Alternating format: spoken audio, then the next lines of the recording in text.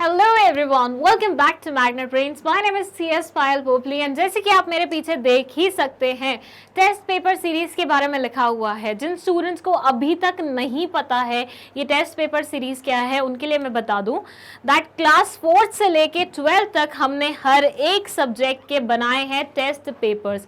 मतलब जो जो फैकल्टीज आपको पढ़ाती हैं उन फैकल्टीज ने अपने अपने लेवल पे हर एक चैप्टर के टेस्ट पेपर्स प्रिपेयर किए हैं, जो भी सब्जेक्ट वो पढ़ाती हैं ऑब्वियसली। और उन टेस्ट पेपर्स को स्टूडेंट्स को दिया जा रहा है ताकि वो आराम से बैठ के उन्हें सॉल्व करें, अच्छे से देखें किस तरह के क्वेश्चन हैं, कैसे उन्हें सॉल्व करना है। मतलब प्रॉपर बैठ के आराम से तुमने पेपर वाली फीलिंग लेनी है। उसके बाद 2 दिन बाद आपको मिलेगा सॉल्यूशन वीडियो, जिसमें आप देख सकते हैं कि आपके द्वारा दिए गए आंसर्स क्या करेक्ट भी हैं या नहीं है। करेक्ट हैं तो उनमें और क्या क्या इंप्रूवमेंट्स हो सकती हैं। ये किया जा रहा है ताकि आपकी परफॉर्मेंस को थोड़ा सा और बेहतरीन बनाया जा सके और आप अपने लेवल पे जान पाएं कि आप कितना अच्छा परफॉर्म कर रहे हैं। खुद की परफॉर्मेंस की एनालिसिस खुद ही हो जाएगी फिर।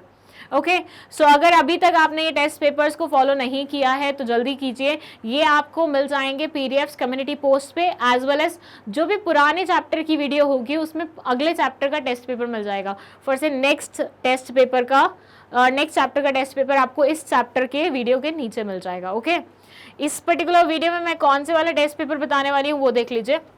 इसमें मैं क्लास 11 बिजनेस स्टडीज का internal trade that is chapter number 10 का टेस्ट पेपर डिस्कस करने वाली हूँ। ये आपके पास ऑलरेडी आ गया था एंड आई एम एक्सपेक्टिंग कि आप सब ने ये सॉल्व कर लिया होगा। फिलहाल पहले मैं आपको ये बता दूं कि मेरे टेस्ट पेपर्स में मैं किस तरह के क्वेश्चन डालती हूँ ताकि आपको थोड़ा सा पैटर्न समझ में आ जाए। See, in my test papers there are 4 types of questions. 4 types of questions, जिसमें पहला है आपका MCQs, सेकेंड है आपका assertion reason, थर्ड है आपका subjective type questions और फोर्थ है आपका केस बेस्ड क्वेश्चंस। ठीक है, तो ये 4 अलग अलग नेचर के क्वेश्चंस मैंने हर टेस्ट पेपर में डाले हैं। इनके नंबर्स वैरी कर सकते हैं। लाइक कई में आपको 10 MCQ मिलेंगे, 5 असर्शन रीजन मिलेंगे, 10-15 सब्जेक्टिव मिलेंगे और 5 केस स्टडी मिलेंगे। लेकिन अगर चैप्टर इस नेचर का है कि केस स्टडी ज़्यादा होनी चाहिए तो उन पर्टिकुलर चैप्टर्स में आपको केस स्टडी ज़्यादा मिल जाएंगे, असर्शन रीजन कम मिल जाएंगे, MCQ ज़्यादा मिल जाएंगे, वैसे रहेगा। ठीक है, तो अब हम इस चैप्टर के फर्स्ट क्वेश्चन को देख लेते हैं जो कि MCQ नेचर का है। And this question says basic objective of trade is. कोई भी इंसान जब ट्रेडिंग एक्टिविटी करता है तो उसका बेसिक ऑब्जेक्टिव क्या होता है। आप समझिए, आप बिजनेस करना चाहते हैं, बिजनेस में आपको ट्रेड करना है। ठीक है, आपने सोचा अपने दिमाग में कि मुझे यहाँ से खरीदना है, यहाँ पे बेचना है। ठीक है, ओके, बहुत बढ़िया सोचा है। अब ये आप करेंगे क्यों करना है आपको? ये मेरा मन है करने का, तो फिर तुम नो प्रॉफिट नो लॉस वाली सिचुएशन पे बेचो कि ब्रेक इवन पे बेच रहे हो, 10 रुपए का लाए 10 रुपए का ही बेचती है। नहीं ना, तुम थोड़ा सा मार्जिन अपना रखते हो ना। क्यों रखते हो? क्योंकि तुम्हारा बेसिक ऑब्जेक्टिव होता है प्रॉफिट अर्न करने का। कोई भी इंसान ट्रेडिंग क्यों करता है? कोई भी इंसान ट्रेडिंग इसलिए करता है क्योंकि उसे प्रॉफिट अर्न करना होता है। No social science, no environmental prediction, nothing. So B will be the correct answer of question number 1। I hope सबका आंसर यही था। अच्छा, बस ये हो सकता है कि पेपर में जो और ऑप्शंस दिए हुए हैं ना इसके अलावा, वो थोड़े से ट्रिकी आ जाए। इसमें तो बस देखते ही नज़र प्रॉफिट पे ही पड़ेगी आपकी, इतने बेकार से बाकी के ऑप्शन है। लेकिन हो सकता है पेपर में बहुत ही लॉजिकल आपको ऑप्शंस दिए हो, तो उसमें से आप याद रखिएगा आपको कौन से वाला सेलेक्ट करना है, क्योंकि आपका मेन मोटिव प्रॉफिट अर्न करने का ही है। चलिए, नेक्स्ट क्वेश्चन है आपका government levies taxes in order to generate funds to perform its various functions, internal trade is liable to. Government बहुत सारे टैक्सेस लगाती है फंड्स जनरेट करने के लिए अलग अलग फंक्शंस पे। आप ये बताइए कि इंटरनल ट्रेड पे कौन से वाला टैक्स लगता है? गवर्नमेंट टैक्सेस कलेक्ट करती है, गवर्नमेंट अपना भी तो उसको कोटा फुल करना है ना, अपना भी तो ट्रेजरी बॉक्स भरना है, तो वो लोगों से ही तो पैसे इकट्ठा करेगी, तो लोगों से वो पैसा टैक्स के रूप में इकट्ठा करती है। तो अब आप बताइए कि इंटरनल ट्रेड पे कौन से वाला टैक्स एप्लीकेबल है? Customs duty, import duty, GST, export duty? बताइए, ध्यान दीजिएगा, बात किसके बारे में हो रही है? इंटरनल ट्रेड के बारे में। और इंटरनल ट्रेड बोले तो इंडिया के बीच में होने वाला ट्रेड, मतलब इंडिया के अंदर ही बेचने वाला भी है और खरीदने वाला भी है, बाहर वालों से कोई लेना देना नहीं है। और इंपोर्ट एक्सपोर्ट कस्टम किस पे लगते हैं? हमेशा उन पे लगते हैं जो बाहर की ट्रांजैक्शन होती है, एक इंडिया का बंदा है तो दूसरा बंदा बाहर है, विदेशी है, तब लगते हैं ये बाकी के 3 टैक्सेस। तो यहाँ पे कौन से वाला टैक्स लगेगा? यहाँ लगेगा GST, goods and service tax. Understood? क्या समझे? सी करेक्ट आंसर है क्वेश्चन 2 का। आई होप आपने भी यही मार्क किया है। चलिए let's move to question number 3। It says wholesalers not just buys goods from manufacturers but they also help manufacturer in marketing of the product by storing goods in bulk quantities, making cash payments, transportation facilities, conveying retailers feedback to manufacturer। ये दिया हुआ है कि wholesalers ना सिर्फ goods खरीदते हैं manufacturer से, बट मैन्युफैक्चरर की मार्केटिंग में भी मदद करते हैं। किस तरीके से? फर्स्ट ऑप्शन है बल्क क्वांटिटीज में गुड्स स्टोर करके, सेकंड ऑप्शन है कैश पेमेंट मेक करके, थर्ड ऑप्शन है ट्रांसपोर्टेशन फैसिलिटीज, और फोर्थ ऑप्शन है conveying retailers feedback to manufacturer. Manufacturer को रिटेलर का जो भी लाइक फीडबैक है वो देना, पास ऑन करना। कौन से वाला ज़्यादा सेंस बना रहा है? ऑब्वियसली फोर्थ वाला ज़्यादा सेंस बना रहा है कि भैया रिटेलर की जो भी मांगे हैं, रिटेलर ने किससे सुनी है ये मांगे? कस्टमर से सुनी है, क्योंकि रिटेलर बिल्कुल क्लोज कांटेक्ट में होता है कस्टमर्स के। कस्टमर्स को क्या चाहिए? सबसे पहले रिटेलर को ही पता चलता है। तो रिटेलर कोई फीडबैक अगर होलसेलर को दे रहा है, दैट मीन्स ये मैन्युफैक्चरर तक पास ऑन होना बनता है। तो इसलिए D will be the correct answer of question number 3। Okay, चलिए let's move to question number 4। ये है स्टेटमेंट 1 और स्टेटमेंट 2।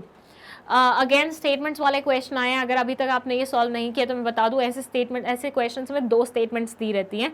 उसके बाद आपसे 4 ऑप्शन पूछे जाते हैं कि क्या दोनों स्टेटमेंट सही हैं, क्या दोनों स्टेटमेंट गलत है, क्या एक ऊपर वाली ऑप्शन सही है और नीचे वाली स्टेटमेंट गलत है, या फिर ऊपर वाली स्टेटमेंट गलत है, नीचे वाली स्टेटमेंट सही है। ये 4 ऑप्शन होते हैं, हमेशा यही मिलेंगे आपको। तो आपको यहाँ पे अगर एक भी स्टेटमेंट पता है तो आपके लिए थोड़ा सा आंसर करना सिंपल हो जाता है। कैसे? अगर मुझे पता है कि ये वाली स्टेटमेंट करेक्ट है, सेकेंड स्टेटमेंट करेक्ट है, I am not sure about the first one, लेकिन सेकेंड मुझे पता है करेक्ट है, तो पहले ही मैं एलिमिनेट कर लूंगी एलिमिनेशन मेथड का इस्तेमाल करके कि कौन से वाला ऑप्शन नहीं हो सकता। Both the statements are incorrect, ये तो ऑप्शन हो ही नहीं सकता क्योंकि एक स्टेटमेंट तो करेक्ट है। फिर सेकेंड है स्टेटमेंट 2 इज रॉन्ग, ये भी नहीं हो सकता क्योंकि स्टेटमेंट 1 और 2 तो सही है। तो आपको अपना आंसर सिर्फ इन दोनों में से ही पिक करना होगा। तो यहाँ आप 50-50 वाली चॉइस पे आ जाते हो कि 2 ऑप्शन आपके एलिमिनेट हो गए हैं, 2 ऑप्शन में से आपको वो लगाना है। अब कोई ना कोई तो बैठ ही जाएगा, इतना तुक्का तो लगा लो और कॉमन सेंस भी लगा लेना, ठीक है। तो इन क्वेश्चंस को इस तरह से सॉल्व किया जाता है। फर्स्ट स्टेटमेंट में रीड कर रही हूँ, it says no custom duty और import duty is levied on internal trade. Internal trade पे कोई भी कस्टम ड्यूटी या इम्पोर्ट ड्यूटी नहीं लिवाई होती है। सेकेंड है storage facility provides with time utility, provides the time utility. Storage facility time utility देती है। तो आपको बताना है दोनों स्टेटमेंट क्या करेक्ट है या इनकरेक्ट है। सी, हमने अभी जस्ट पढ़ा है इंटरनल ट्रेड मतलब इंडिया के अंदर होने वाला ट्रेड, तो उसमें कस्टम और इम्पोर्ट का तो कुछ लेना देना नहीं है। तो ऐसे सिनेरियो में हमारा ऊपर वाला स्टेटमेंट क्या है? करेक्ट है। तो अब देखो, बोथ द स्टेटमेंट करेक्ट या correct the statement is correct, ठीक है। ये दोनों ऑप्शन ही हो सकते हैं, राइट। ए ऑप्शन होगा या आपका सी ऑप्शन होगा। अब सेकंड पढ़ो, स्टोरेज फैसिलिटी क्या देता है? टाइम यूटिलिटी तो देता है, तो मतलब ये भी सही है। तो आपका सही आंसर क्या होगा? Both the statements are correct. C will be the correct answer of question number 4। I hope आपने भी यही मार्क किया है। और तरीका जो मैंने आपको पहले बताया है वो ध्यान में रखना। अगर तुम्हें बिल्कुल सही है, मतलब you are dead sure about the question कि हाँ इसका आंसर यही होगा, तो तुम वैसे ही लगा देना। लेकिन अगर तुम थोड़ा भी अप्रीहेंसिव हो कि हाँ यार ये होगा कि नहीं होगा, तो फिर ये वाला रूल जो मैंने अभी आपको समझाया है, ये वाला टिप जो मैंने अभी आपको दिया, उसका इस्तेमाल करके आप सही आंसर तक पहुँच सकते हो। ओके, चलिए अब चलते हैं क्वेश्चन नंबर 5 पे। ये बोलता है स्टेटमेंट 1 स्टेटमेंट 2, ठीक है। Wholesaler purchase in bulk quantity and sell in small lots to retailers, ठीक है। होलसेलर क्या करता है? बल्क क्वांटिटी में खरीदता है और स्मॉल क्वांटिटीज में रिटेलर्स को बेचता है। स्टेटमेंट 2 बोलता है the wholesalers perform various marketing functions and provide support to the customers. जो होलसेलर है वो बहुत सारी मार्केटिंग फंक्शंस प्रोवाइड करता है और सपोर्ट सर्विसेज प्रोवाइड करता है कंज्यूमर को। अब ऐसे क्वेश्चन में ना हर एक वर्ड को ध्यान से पढ़ा जाता है। सेकेंड ऑप्शन में लिखा हुआ है the wholesaler perform various marketing functions and provide support to the consumer. पहले वाले स्टेटमेंट पे चलते हैं। सबसे पहले तो होलसेलर बल्क में खरीदता है, बिल्कुल खरीदता है, मैन्युफैक्चरर से वो बल्क में खरीद के आता है, रिटेलर को वो स्मॉल स्मॉल लॉट्स में देता है। तो स्टेटमेंट 1 क्या है, करेक्ट है। तो आपका ये आंसर नहीं हो सकता और आपका ये आंसर नहीं हो सकता। आपका आंसर अगेन ए या सी में से आएगा। बट देन ये पढ़ो, ये बोल रहे हैं the wholesalers perform various marketing option functions. जो होलसेलर है बहुत सारे मार्केटिंग फंक्शन करता है, ठीक है, हम मानते हैं इस चीज़ को। And provide support to customer, और ये कस्टमर को सपोर्ट प्रोवाइड करता है। क्या होलसेलर कस्टमर से एसोसिएटेड होता है? इनके बीच में दूसरा बंदा नहीं होता रिटेलर नाम का? तो कंज्यूमर क्यों लिखा हुआ है यहाँ पे? ये तो गलत लिखा हुआ है। यहाँ पे अगर रिटेलर लिखा होता तो हम इन अ वे मान लेते कि ये स्टेटमेंट सही है, लेकिन यहाँ कंज्यूमर लिखा हुआ है। कंज्यूमर और होलसेलर का लिंक नहीं होता डायरेक्टली, उनके बीच में रिटेलर आता है, तो ये स्टेटमेंट गलत है। सो आपका करेक्ट आंसर क्या होगा? Statement 1 is correct but statement 2 is incorrect और रॉन्ग। सो फिफ्थ का आंसर है ए। ओके, चलिए नेक्स्ट क्वेश्चन है हमारा, क्वेश्चन नंबर 6। ये क्या बोलता है? ओके, सो ये बोलता है retailers provide various services to the ultimate customers. One of such services is after sale service. Retailers provide after sale services to consumer in the form of regular availability of goods, credit facility, wide selection, home delivery. ये बोलते हैं कि retailers बहुत सारी after sale services भी देते हैं। After sale services का मतलब होता है सेल हो जाने के बाद वाली सर्विस। तो आफ्टर सेल सर्विसेज वो देते हैं, तो उनमें से एक का एग्जांपल यहाँ पे लिखा हुआ है। आप पहचानिए इन चारों में से कौन सी वाली आफ्टर सेल सर्विसेज है जो कि रिटेलर देता है। तो फर्स्ट है रेगुलर अवेलेबिलिटी ऑफ गुड्स, ये तो कोई नहीं हुआ। Credit facility, wide selection, home delivery. Home delivery will be the correct answer. D is the correct answer of question number 6। चलिए नेक्स्ट क्वेश्चन, क्वेश्चन नंबर 7। ये भी अगेन दो स्टेटमेंट्स वाला है, स्टेटमेंट 1, स्टेटमेंट 2। स्टेटमेंट 1 बोलता है departmental stores have a decentralized purchasing department whereas sales are centralized in different departments. Departmental stores have decentralized purchasing department. जो departmental stores होते हैं उनकी डिसेंट्रलाइज्ड परचेजिंग डिपार्टमेंट होती है, मतलब अलग अलग परचेज करते हैं वो लोग। Whereas sales are centralized in different departments, जबकि उनकी जो सेल होती है वो डिफरेंट डिपार्टमेंट्स सेंट्रलाइज होती है। तो डिसेंट्रलाइज का मतलब है पावर्स बाइफिकेटेड है, वो अलग अलग काम करते हैं, और सेंट्रलाइज मतलब सारे काम साथ में होते हैं।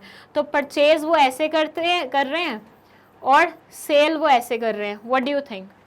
फिर सेकेंड है departmental stores can manage with less amount of capital. Departmental stores come capital के साथ काम कर सकते हैं। पढ़ने में इतना वियर्ड लग रहा है तो सच तो हो ही नहीं पाएगा। चलिए, तो इसका करेक्ट आंसर क्या होगा? क्या आपको ये दोनों स्टेटमेंट सही लग रही हैं?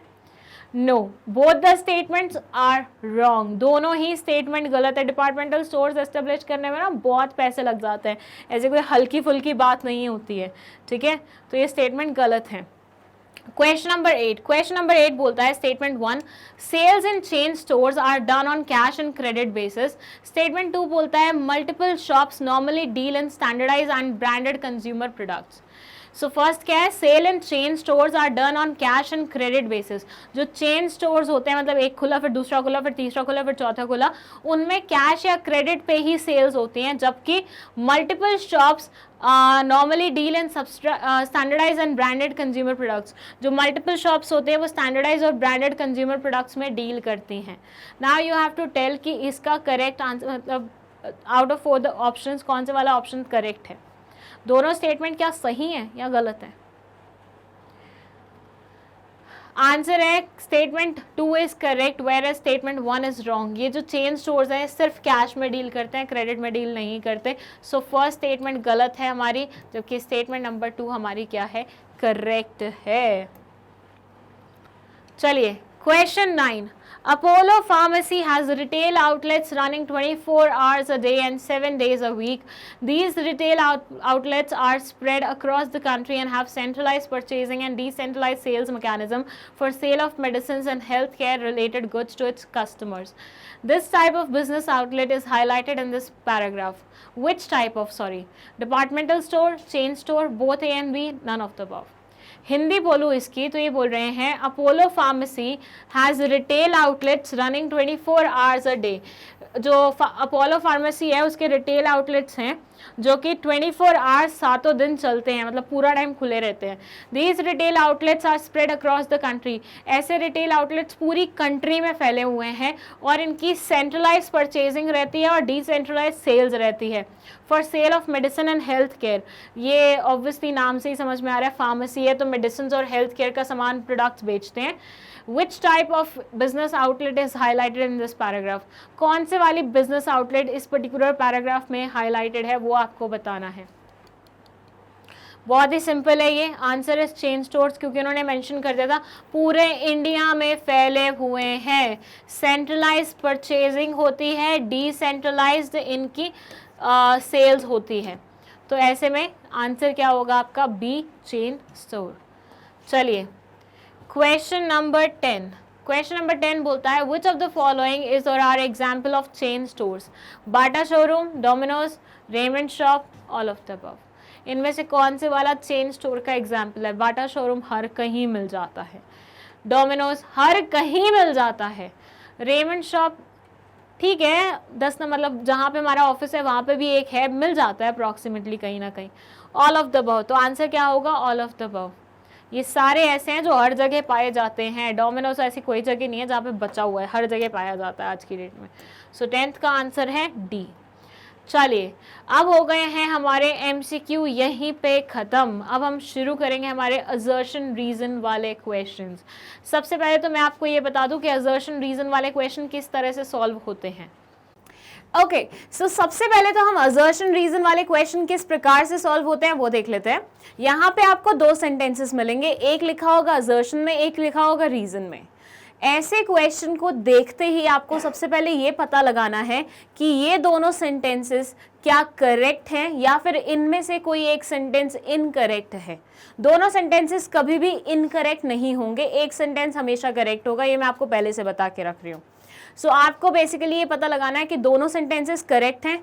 अगर ऐसा है तो आपका आंसर निकलेगा इन दोनों ऑप्शन में से, लेकिन अगर इनमें से एक ऑप्शन करेक्ट और दूसरा ऑप्शन इनकरेक्ट है तो आपका आंसर निकलेगा इसमें से, ठीक है। सो जो भी इनकरेक्ट होगा वो तो यहाँ पे डायरेक्टली आपको दिख जाएगा, लेकिन अगर दोनों करेक्ट हैं तो इन दोनों में से किस प्रकार से आप सही ऑप्शन चूज करेंगे। अगर असर्शन में लिखी हुई लाइन और रीजन में लिखी हुई लाइन एक दूसरे से मिलती जुलती है, एक दूसरे को कॉम्प्लीमेंट करती है, जो रीजन में लिखा हुआ है वो काइंड ऑफ असर्शन का एक्सप्लेनेशन है, देन इन दैट सिनेरियो हम मार्क करेंगे ए वाला ऑप्शन कि दोनों सेंटेंसेस सही हैं एंड साथ में रीजन में जो लिखा हुआ है वो करेक्टली एक्सप्लेन करता है असर्शन वाले सेंटेंस को। और अगर मान लीजिए दोनों सही हैं लेकिन आपस में कनेक्टेड नहीं है, कोई रीजन एक दूसरे का नहीं दे रहे, देन इन दैट सिनेरियो हम ये वाला ऑप्शन पिक करेंगे कि दोनों सेंटेंसेस हैं तो ट्रू लेकिन एक दूसरे को कॉम्प्लीमेंट नहीं करते। ओके, चलिए अब सॉल्व करते हैं ये वाला क्वेश्चन, देखते हैं। इसमें लिखा हुआ है असर्शन में नो कस्टम ड्यूटी और import duty is levied on internal trade. Internal trade पे कोई भी कस्टम ड्यूटी या इम्पोर्ट ड्यूटी लिवाइड नहीं होती है। इंटरनल ट्रेड क्या होता है? इंडिया के विद इन होने वाला ट्रेड, और उस पर क्या कस्टम और इम्पोर्ट ड्यूटी लगती है? नहीं लगती है, क्योंकि ये तो आउटसाइड वाले वर्ल्ड के साथ जो हम कनेक्शन मेंटेन करते हैं उस पर लगती है। रीजन में ये बोलते हैं goods involve in internal trade are part of domestic production and are meant for domestic consumption. जो इंटरनल ट्रेड में गुड्स प्रोड्यूस होते हैं वो डोमेस्टिक प्रोडक्शन के होते हैं, मतलब डोमेस्टिकली प्रोड्यूस किए जाते हैं, इंडिया में प्रोड्यूस किए जाते हैं और वो डोमेस्टिक कंजम्पशन के लिए ही मेंट किए जाते हैं, मतलब डोमेस्टिकली ही उसे इस्तेमाल किया जाता है। जो भी चीज़ इंटरनल ट्रेड में प्रोड्यूस होती है इंडिया के विद इन ही होती है, वो इंडिया के विद इन ही कंज्यूम भी हो जाती है, उसे बाहर नहीं जाना पड़ता है। तो अगर देखें तो दोनों सेंटेंसेस आपस में कनेक्टेड हैं एंड एज वेल एज दोनों ही सेंटेंसेस ट्रू भी हैं। तो ये दोनों ऑप्शन तो हमारे नहीं हो सकते हैं, और क्योंकि ये एक दूसरे को कॉम्प्लीमेंट करते हैं सो आपका सही आंसर क्या होगा? ए, कि दोनों सेंटेंसेस करेक्ट हैं और ये एक दूसरे को कॉम्प्लीमेंट करते हैं. So A will be the correct explanation of question 11. ठीक है, चलिए let's move to question number 12. ये बोलता है असर्शन में wholesalers bear risk which would have been borne by the retailers. Reason में ये बोलते हैं the wholesale merchants deal in goods in their own name, take delivery of the goods and keep the goods purchased in large lots in their warehouses. सो पहले sentence में लिखा हुआ है जो होलसेलर्स होते हैं, मतलब ये जो पूरी चेन बोलती है मैन्युफैक्चरर, होलसेलर, रिटेलर और कंज्यूमर, इसमें जो ये होलसेलर होते हैं ये वो रिस्क बेयर करते हैं जो कि रिटेलर को बेयर करना बनता था. Okay, the wholesale merchants deals in goods in their own name, take delivery of the goods and keep the goods purchase in large lots in their warehouses. ये manufacturer से goods लेके आते हैं, खुद के नाम पे डिलीवरी लेते हैं, गुड्स को रखते हैं लार्ज लॉट्स में. कहाँ पे? अपने वेयर हाउसेज में. अब पहले तो ये बताइए क्या ये ऊपर लिखे हुए दोनों सेंटेंसेस करेक्ट है? ये वाला सेंटेंस मुझे करेक्ट लग रहा है कि भैया वेयर हाउस में, अपने वेयर हाउस में रखते हैं और अपने नाम पे ही डिलीवरी लेते हैं, लार्ज लॉट्स में लेते हैं और उसके बाद स्मॉल लॉट्स में आगे पास ऑन करते हैं. लेकिन ऊपर जो सेंटेंस दिया हुआ है कि वो रिस्क बेयर करते हैं जो कि एक्चुअली रिटेलर का रिस्क बनता था, वाकई में नो, वो रिस्क बेयर करते हैं जो कि एक्चुअली मैन्युफैक्चरर का रिस्क बनता था. अगर होलसेलर नहीं होता तो मैन्युफैक्चरर को अपने वेयर हाउस में ये सारा सामान रखना पड़ता, ना कि वो उसको रिटेलर को अपने वेयर हाउस में रखना पड़ता. रिटेलर तो हमेशा स्मॉल क्वांटिटीज में लेता है. So as a result of which first जो सेंटेंस है वो हमारा क्या है? इनकरेक्ट है, जबकि रीजन वाला सेंटेंस हमारा करेक्ट है. तो अब ऑप्शन ढूंढिए. ये दोनों तो ऑप्शन हो नहीं सकते. ऑप्शन आपको मिलेंगे इन दोनों में से, सी या डी में से. So it says assertion is true but R is false. नहीं, assertion is false but R is true. Yes, D will be the correct option. Understood? D will be the correct option of question number 12. Let's move to question number 13. It says assertion, wholesalers inform the retailers about the new products, their uses, quality, prices, etc. Wholesaler हमेशा retailer को inform करता है नए products के बारे में, उनके usage के बारे में, उनकी quality के बारे में, उनकी prices के बारे में. रीजन में लिखा हुआ है the wholesaler specialize in one line of production. जो होलसेलर होता है वो एक लाइन ऑफ प्रोडक्शन में स्पेशलाइजेशन करके रखे होते हैं. मतलब अगर वो एक पर्टिकुलर टाइप का प्रोडक्ट वो ले रहे हैं तो उसी प्रोडक्ट के अलग अलग ब्रांड से वो खरीदेंगे, बट उसी लाइन में डील करेंगे. और ऊपर लिखा हुआ वो रिटेलर्स को इन्फॉर्म करते रहते हैं, स्पेशलाइजेशन होती है उनकी. तो यस, दोनों ही एक दूसरे को कॉम्प्लीमेंट करते हैं एज वेल एज दोनों ही सेंटेंसेस करेक्ट हैं. तो यहाँ पे आपका आंसर होगा ए. देखिए होलसेलर्स यस वो रिटेलर्स को बताते हैं कि भैया ये ऐसा है, ये ऐसा है, ये ऐसा है, क्योंकि वो डायरेक्टली मैन्युफैक्चरर से मिल के आए हैं ना, डायरेक्टली मैन्युफैक्चरर से सारी इन्फॉर्मेशन कलेक्ट करके आए हैं, तो उनको तो सारी इन्फॉर्मेशन है. एज वेल एज जो एक होलसेलर होता है वो यूजुअली कोशिश करता है वो एक ही टाइप के प्रोडक्ट्स के साथ, एक ही लाइन ऑफ प्रोडक्ट्स के साथ डील करे. ठीक है, चाहे वो अलग अलग मैन्युफैक्चरर से सामान ला रहा होगा लेकिन वो एक ही किस्म का ला रहा होगा. So as a result of it उसकी स्पेशलाइजेशन तो हो ही जाती है उस पर्टिकुलर चीज़ में. तो इसलिए ये ए वाले सेंटेंस को क्या करता है? कॉम्प्लीमेंट करता है. तो both the sentences are correct as well as R is the correct explanation of A. चलिए क्वेश्चन 14 ये बोलता है असर्शन में retailers enable the consumers to make their choice. Retailers consumer को एनेबल करते हैं ताकि वो अपनी चॉइस फॉर्म कर सके. रीजन में लिखा हुआ है the retailers sometimes provide credit facilities to their regular buyers. Retailers कभी कभी क्रेडिट फैसिलिटीज भी देते हैं अपने रेगुलर बायर्स को. रिटेलर्स कौन होते हैं? जो डायरेक्टली कंज्यूमर से डील करते हैं, होलसेलर से सामान छोटे छोटे लॉट्स में खरीद के और कंज्यूमर को एक एक क्वांटिटी में बेचते हैं. राइट, तो ये बोल रहे हैं कि रिटेलर्स कभी कभी कंज्यूमर को मदद करते हैं उनकी चॉइस फॉर्म करने में. एज वेल एज उन्होंने बोला कि रिटेलर्स कभी कभी क्रेडिट फैसिलिटीज़ प्रोवाइड करते हैं रेगुलर बायर्स को, जो हमेशा रेगुलरली खरीदते रहते हैं. आप बताइए, ये तो आपके मतलब इस चीज़ का आंसर तो आप कॉमन सेंस से भी दे सकते हैं. आपके आस पड़ोस में भी कोई ना कोई शॉप ज़रूर होगी रिटेलर्स वाली. क्या वो ऐसे रेगुलर बेसिस पे मतलब रेगुलर बायर्स को क्रेडिट फैसिलिटी देते हैं? यस, बिल्कुल देते हैं. हम भी जाते हैं तो हमें भी मिलती है. तो यहाँ पे retailers enable the consumer to make choice. हाँ, वो हमारी मदद करते हैं. हम जब लाइक डिसाइड नहीं कर पाते कि कौन से वाला प्रोडक्ट लेना है, वो हमें बताते हैं मैडम ये लेके जाओ, ये इस बार नया आया है, बहुत बेहतरीन है. ठीक है, तो दोनों सेंटेंसेस सही हैं. लेकिन जब हम बात करते हैं आपस में कनेक्शन की, एक क्रेडिट फैसिलिटी के बारे में बात कर रहा है और दूसरा बात कर रहा है कि भैया चॉइस फॉर्म करवाने की. राइट, तो कोई कनेक्शन है? नहीं. इसलिए यहाँ पे आंसर होगा बी कि भैया दोनों ही सेंटेंसेस करेक्ट हैं, लेकिन आंसर ये है कि भैया ये एक आपस में कॉम्प्लीमेंट नहीं करते हैं, सेम कनेक्टेड नहीं है. ठीक है, So B will be the correct answer of question number 14. Chalo, let's move to question number 15. This might be the last assertion reason of this particular test paper. Assertion में ये बोलते हैं, it is convenient for customers to purchase goods from these departmental stores. Departmental stores offer a large variety of goods under one roof. Reason में लिखा हुआ है कि departmental stores जो होते हैं वो एक रूफ के अंडर बहुत सारी क्वांटिटी बहुत सारी variety of goods लोगों को देते हैं, ऑफर करते हैं. और assertion में क्या लिखा हुआ है, it is convenient for customers to purchase goods from these departmental stores. किसी भी कस्टमर के लिए बहुत ज़्यादा कन्वीनियंट होता है ऐसे डिपार्टमेंटल स्टोर से गुड्स परचेज करना, क्योंकि आपको हर एक चीज़ एक ही रूफ के नीचे मिल जाती है, आपको अलग अलग जाना नहीं पड़ता, जैसे हाइपर सिटी, बिग बाज़ार, ऐसी सब चीज़ें. सो यहाँ पे दोनों ही सेंटेंसेस क्या हैं, करेक्ट हैं, और आपस में एक दूसरे को कॉम्प्लीमेंट भी करते हैं. क्यों? क्योंकि ये लार्ज वैरायटी ऑफ गुड्स के बारे में बात कर रहे हैं कि बहुत सारी वैरायटी आपको एक ही जगह पे मिल जाती है, और ऊपर वाला बोल रहे हैं कि कितना कन्वीनियंट हो जाता है कस्टमर्स के लिए, आओ खरीदो आराम से लेके जाओ, बस सिंपल सी बात है. सो 15th का आंसर होगा क्या, ए. ठीक है, चलिए. Now it's the turn off case based questions. यहाँ से हमारा 16th क्वेश्चन शुरू होगा. ये केस बेस्ड क्वेश्चंस हैं, मतलब एक केस स्टडी दी होगी और उसके बेसिस पे एक क्वेश्चन आपसे पूछा होगा जिसका आंसर आपको करना होगा. चलिए रीड करते हैं इसे. It says Lavanya Cosmetics Limited, located in Gujarat, is a manufacturer of herbal cosmetic items and a leading enterprise in the industry. Its products are in demanded all over the country. Seeing the increasing demand in October and November, their marketing and sales department has made a special herbal cosmetics gift, very hamper, which is not only economic but has got a very attractive packing too. For the distribution of such hampers at all the places, they have made an agreement with Sharma traders who will buy from them such hampers in large quantities and will reach the products to retailers in every state so that they can meet their orders in time. In Gujarat, the company has opened its own retail outlet named Lavanya Stores few months ago, which is showing very good response of customers and increasing their sales turnover. Inspired from the growth of sales of their retail store, they are having plans to open such stores in Rajasthan, Delhi and Punjab too. For testing the markets in these states, they decided to place the products in some big stores which offer a wide variety of products classified into well-defined segments of in the store. Okay.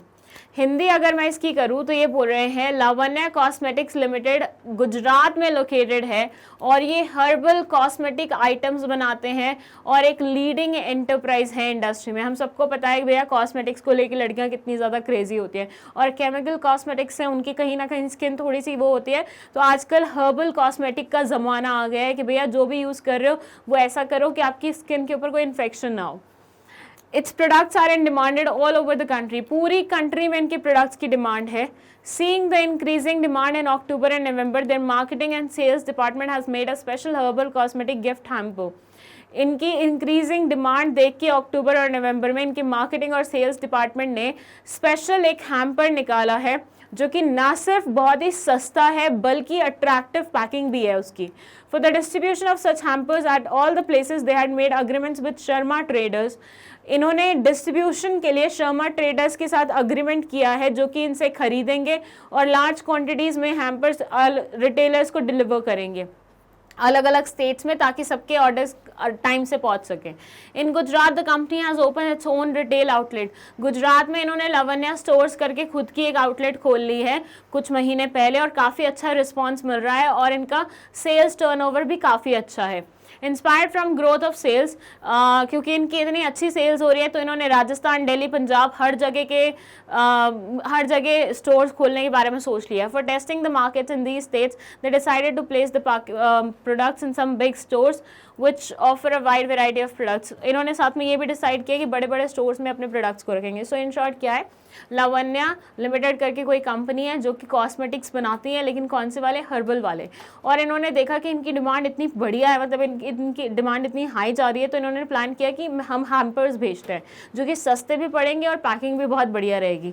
इसके लिए इन्होंने एक traders के साथ deal किया है, agreement किया है, जो इनसे लार्ज क्वांटिटी में गुड्स खरीद रहे हैं और रिटेलर्स को अलग अलग स्टेट्स में भिजवा रहे हैं ताकि अल्टीमेट कस्टमर तक गुड्स आराम से पहुंच सके।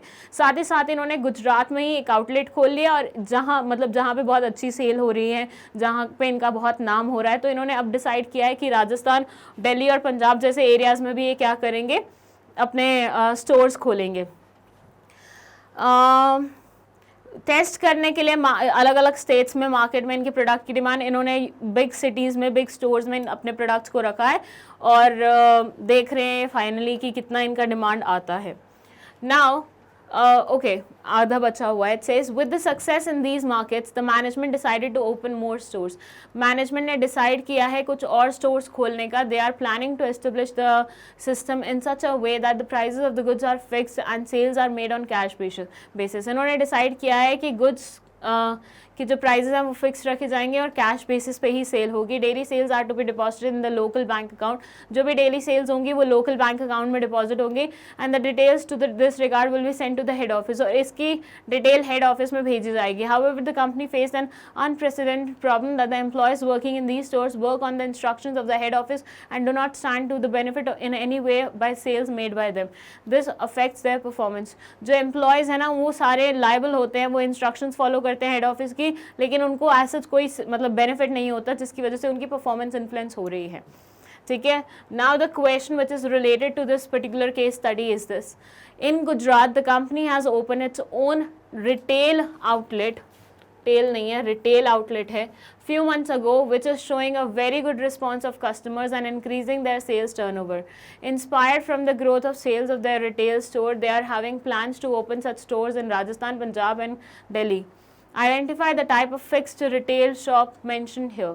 आपको ये बताना है कि ऊपर जो ये मेंशन किया है इन्होंने कि गुजरात में आउटलेट खुल गया है, राजस्थान में खुलने वाला है, दिल्ली में सोच रहे हैं, पंजाब में सोच रहे हैं, ये किस टाइप के फिक्स्ड रिटेल शॉप के बारे में मेंशन कर रहे हैं वो यू हैव टू टेल।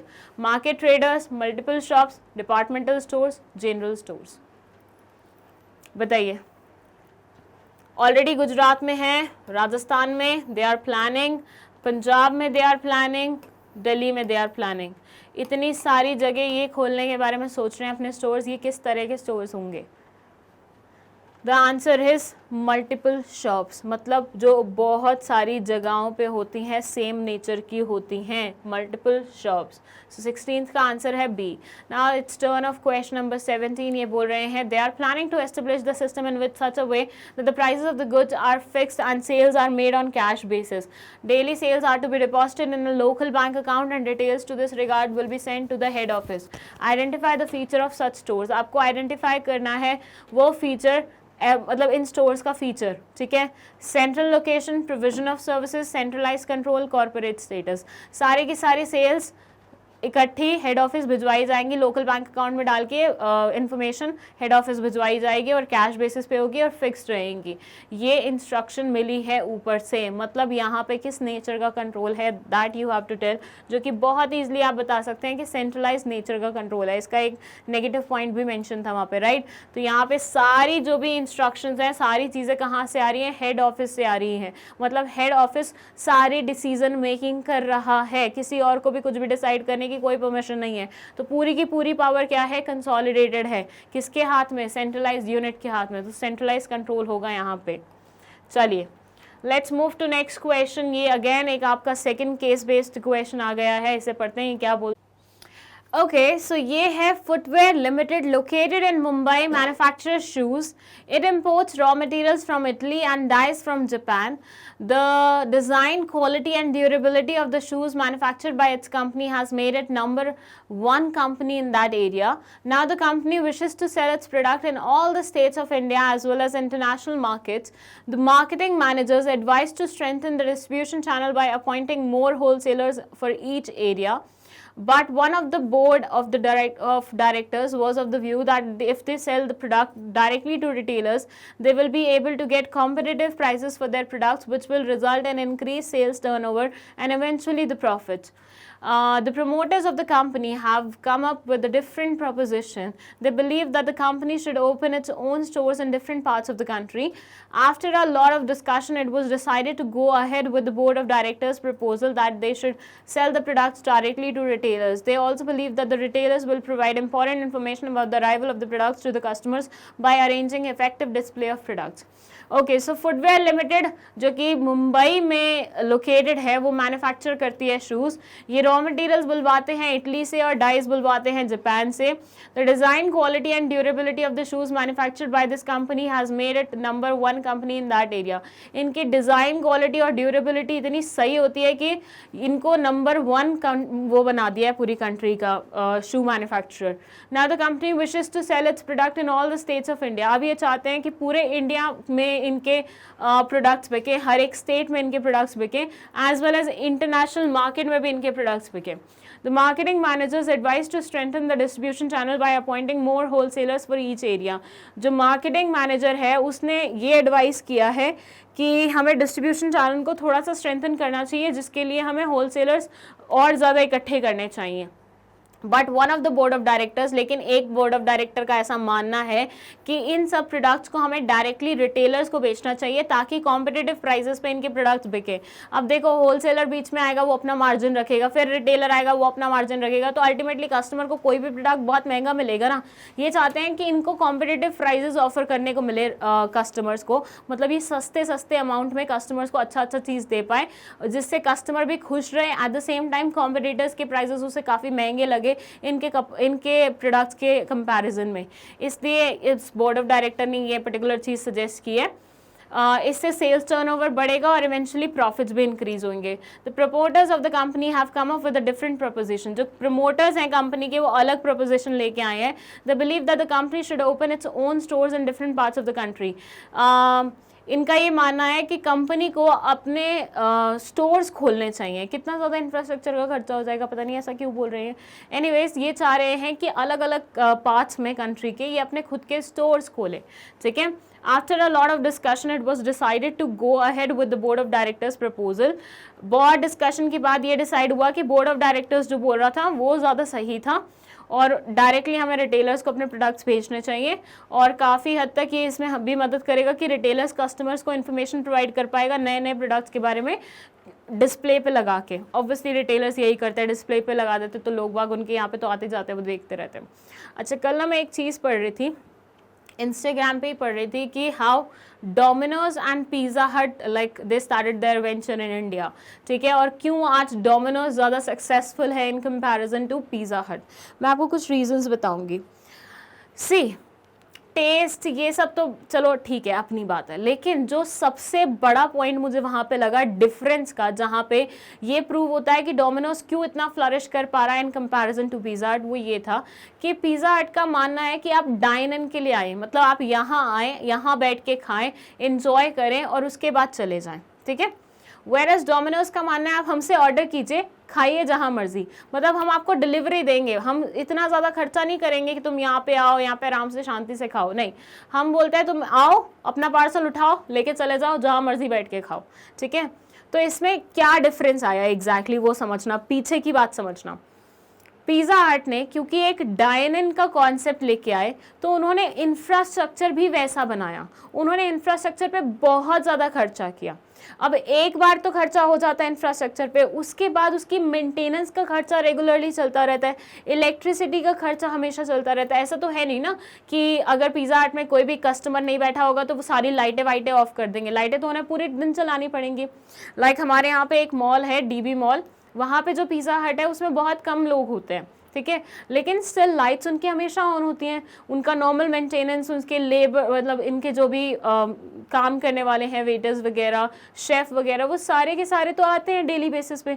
अब उनके पास ऑर्डर्स नहीं आ रहे वो अलग बात है, लेकिन उनकी सैलरी वगैरह तो देना बनता ही है ना, वो तो हमेशा आ रहे हैं तो उनकी सैलरी तो बनती है, आपको पे करनी पड़ेगी। तो यहाँ पे इस तरह का क्या हो जाता है, एक्सपेंडिचर ज़्यादा हो जाता है। वेयरएज डोमिनोज बोलता है कि हम इतना डाइन इन पे फोकस नहीं करते, तो आप आके खा लो या फिर हम तुम्हें डिलीवर कर देंगे 30 मिनट के अंदर अंदर। तो इससे क्या होता है, उनको इंफ्रास्ट्रक्चर पे उतना ज़्यादा खर्च नहीं करना पड़ता, उनकी मेंटेनेंस पे उतना ज़्यादा खर्चा नहीं होता, क्योंकि स्टोर्स ही नहीं इतने बना रखे हैं उन्होंने, और बना भी रखे हैं तो वो सिर्फ इसलिए बना रखे हैं कि वहाँ पे सिर्फ मैन्युफैक्चरिंग हो। उन्होंने वो जो 30 मिनट्स की कॉन्सेप्ट लाई थी कि 30 मिनट्स में हम आपको डिलीवर करेंगे, अगर नहीं कर पाए तो कोल्ड ड्रिंक फ्री देंगे, उसके चलते वो उनकी सेल्स इतनी ज़्यादा इंक्रीज़ हुई थी। कई लोगों ने तो इसीलिए सेल मतलब इसीलिए ऑर्डर प्लेस किया ताकि वो देखना चाहते हैं कि 30 मिनट के अंदर अंदर कुछ पार्सल आता भी है कि नहीं आता है, या फिर वो प्रूव करना चाहते थे कंपनी को कि तुम गलत क्लेम कर रहे हो कि 30 मिनट के अंदर अंदर सब हो जाएगा। तो ये सारी चीज़ें क्या होती हैं, मतलब अच्छी मार्केटिंग स्किल्स होती हैं। तो इन्होंने इस पर्टिकुलर चीज़ पे फोकस किया। यहाँ पे भी ना कुछ ऐसी ही बात हो रही है। यहाँ ये बोल रहे हैं कि एक बंदे का कहना था कि हम अलग अलग स्टोर्स बनाते हैं, प्रमोटर्स का ये कहना था कि हम अलग अलग स्टोर्स बनाते हैं अलग अलग एरियाज़ में ताकि हम अपने प्रोडक्ट्स को बेच सकें, जबकि बोर्ड ऑफ डायरेक्टर का क्या मानना था कि नहीं, रिटेलर्स जो हैं उनसे ज़्यादा कनेक्शन मेंटेन करो, उनको गुड सप्लाई करो और वो आगे गुड सप्लाई करेंगे। तो ये चीज़ है। और लास्टली यही डिसाइड हुआ कि बोर्ड ऑफ डायरेक्टर्स जो बोल रहे थे वही करते हैं, वही हमें सारा ज़्यादा अच्छा पड़ेगा। तो बिल्कुल वैसे ही कुछ स्टोरी यहाँ पे। अच्छा, मैं ये बोल रही थी कि सोशल मीडिया को ना हमेशा हम उल्टे कामों के लिए इस्तेमाल करें ज़रूरी नहीं है। कई बार सोशल मीडिया से हमें बहुत प्रोडक्टिव इन्फॉर्मेशन भी मिल सकती है।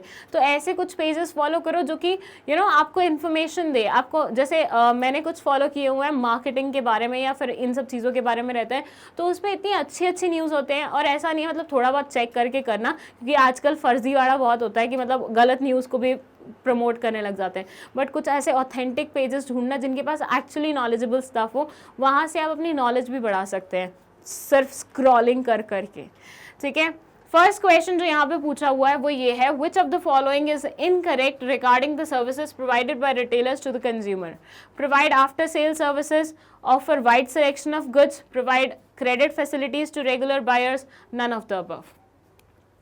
कौन सी इंफॉर्मेशन इनकरेक्ट है सर्विस प्रोवाइड रिटेलर्स के बारे में? कौन सी इंफॉर्मेशन इनकरेक्ट है रिटेलर्स के बारे में? प्रोवाइड आफ्टर सेल सर्विसेज, क्या retailers after sale services provide करते हैं कंज्यूमर को? Offer wide selection of goods, wide selection देते हैं गुड्स का? Provide credit facilities to regular buyer, क्या ये देते हैं? या फिर none of the above. I guess बहुत ही सिंपल क्वेश्चन है, इसका आंसर तो आपको वैसे ही देखते पता चल गया होगा कि सारे की सारी सर्विसेज रिटेलर्स देते हैं कंज्यूमर को। So answer will be none of the above, कोई भी आंसर नहीं है इसका सही। ठीक है, तो 18th का आंसर क्या है? डी। चलिए next 19th question, it says which service to customer by retailer is highlighted in the line. They also believe that retailers will provide important information about the arrival of products to the customer by arranging effective display of products. कौन सी service customers को मिल रही है retailer के द्वारा इस particular sentence के according?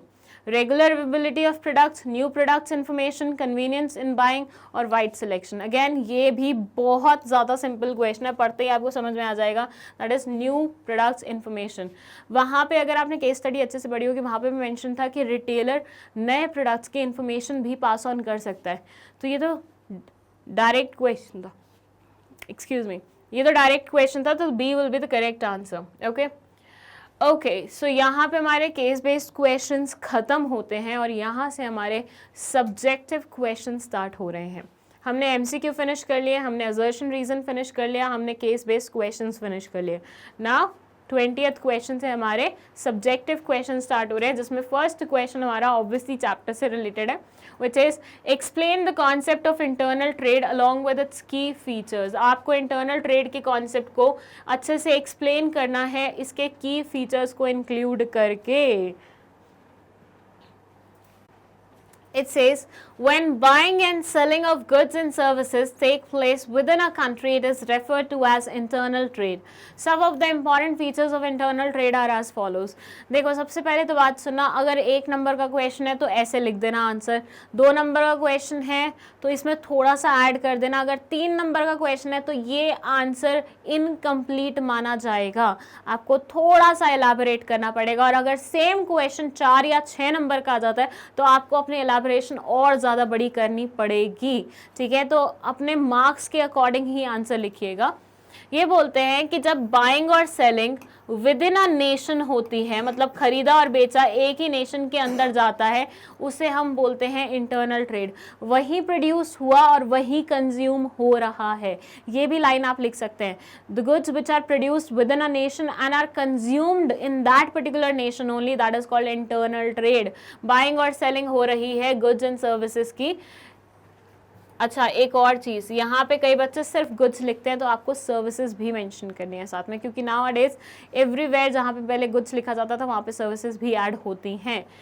इनके important features हैं, all payments are made in national currency. Obviously खरीदने और बेचने वाला दोनों ही इंडिया का होगा, अगर तो करेंसी भी तो वो इंडियन ही इस्तेमाल करेंगे। ये थोड़ी ना होगा तू मुझे ये दे दे मैं तुझे ये दे देता हूँ, मतलब डॉलर्स दे दे मैं तुझे यूरोस दे देता हूँ। क्यों? जब तुम्हें रहना इंडिया में है, जब तुम बाइंग सेलिंग इंडिया में करो, तुम्हारी सारी ट्रांजैक्शन इंडिया में हो रही है, तो तुम्हें दूसरे नेशन की करेंसी को क्यों इस्तेमाल करना है। सेकेंड है, generally there are no restrictions on the movement of goods. Generally कोई भी रिस्ट्रिक्शन नहीं होती मूवमेंट ऑफ गुड्स पे। क्यों? क्योंकि विद इन अ नेशन होती है। क्या रिस्ट्रिक्शन होगी?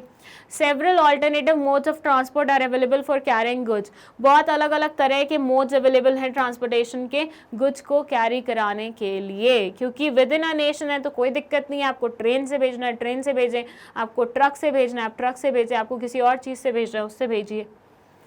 ओके, 21st क्वेश्चन है, Sham started a hosiery factory with just 4 workers to manufacture ladies' wear.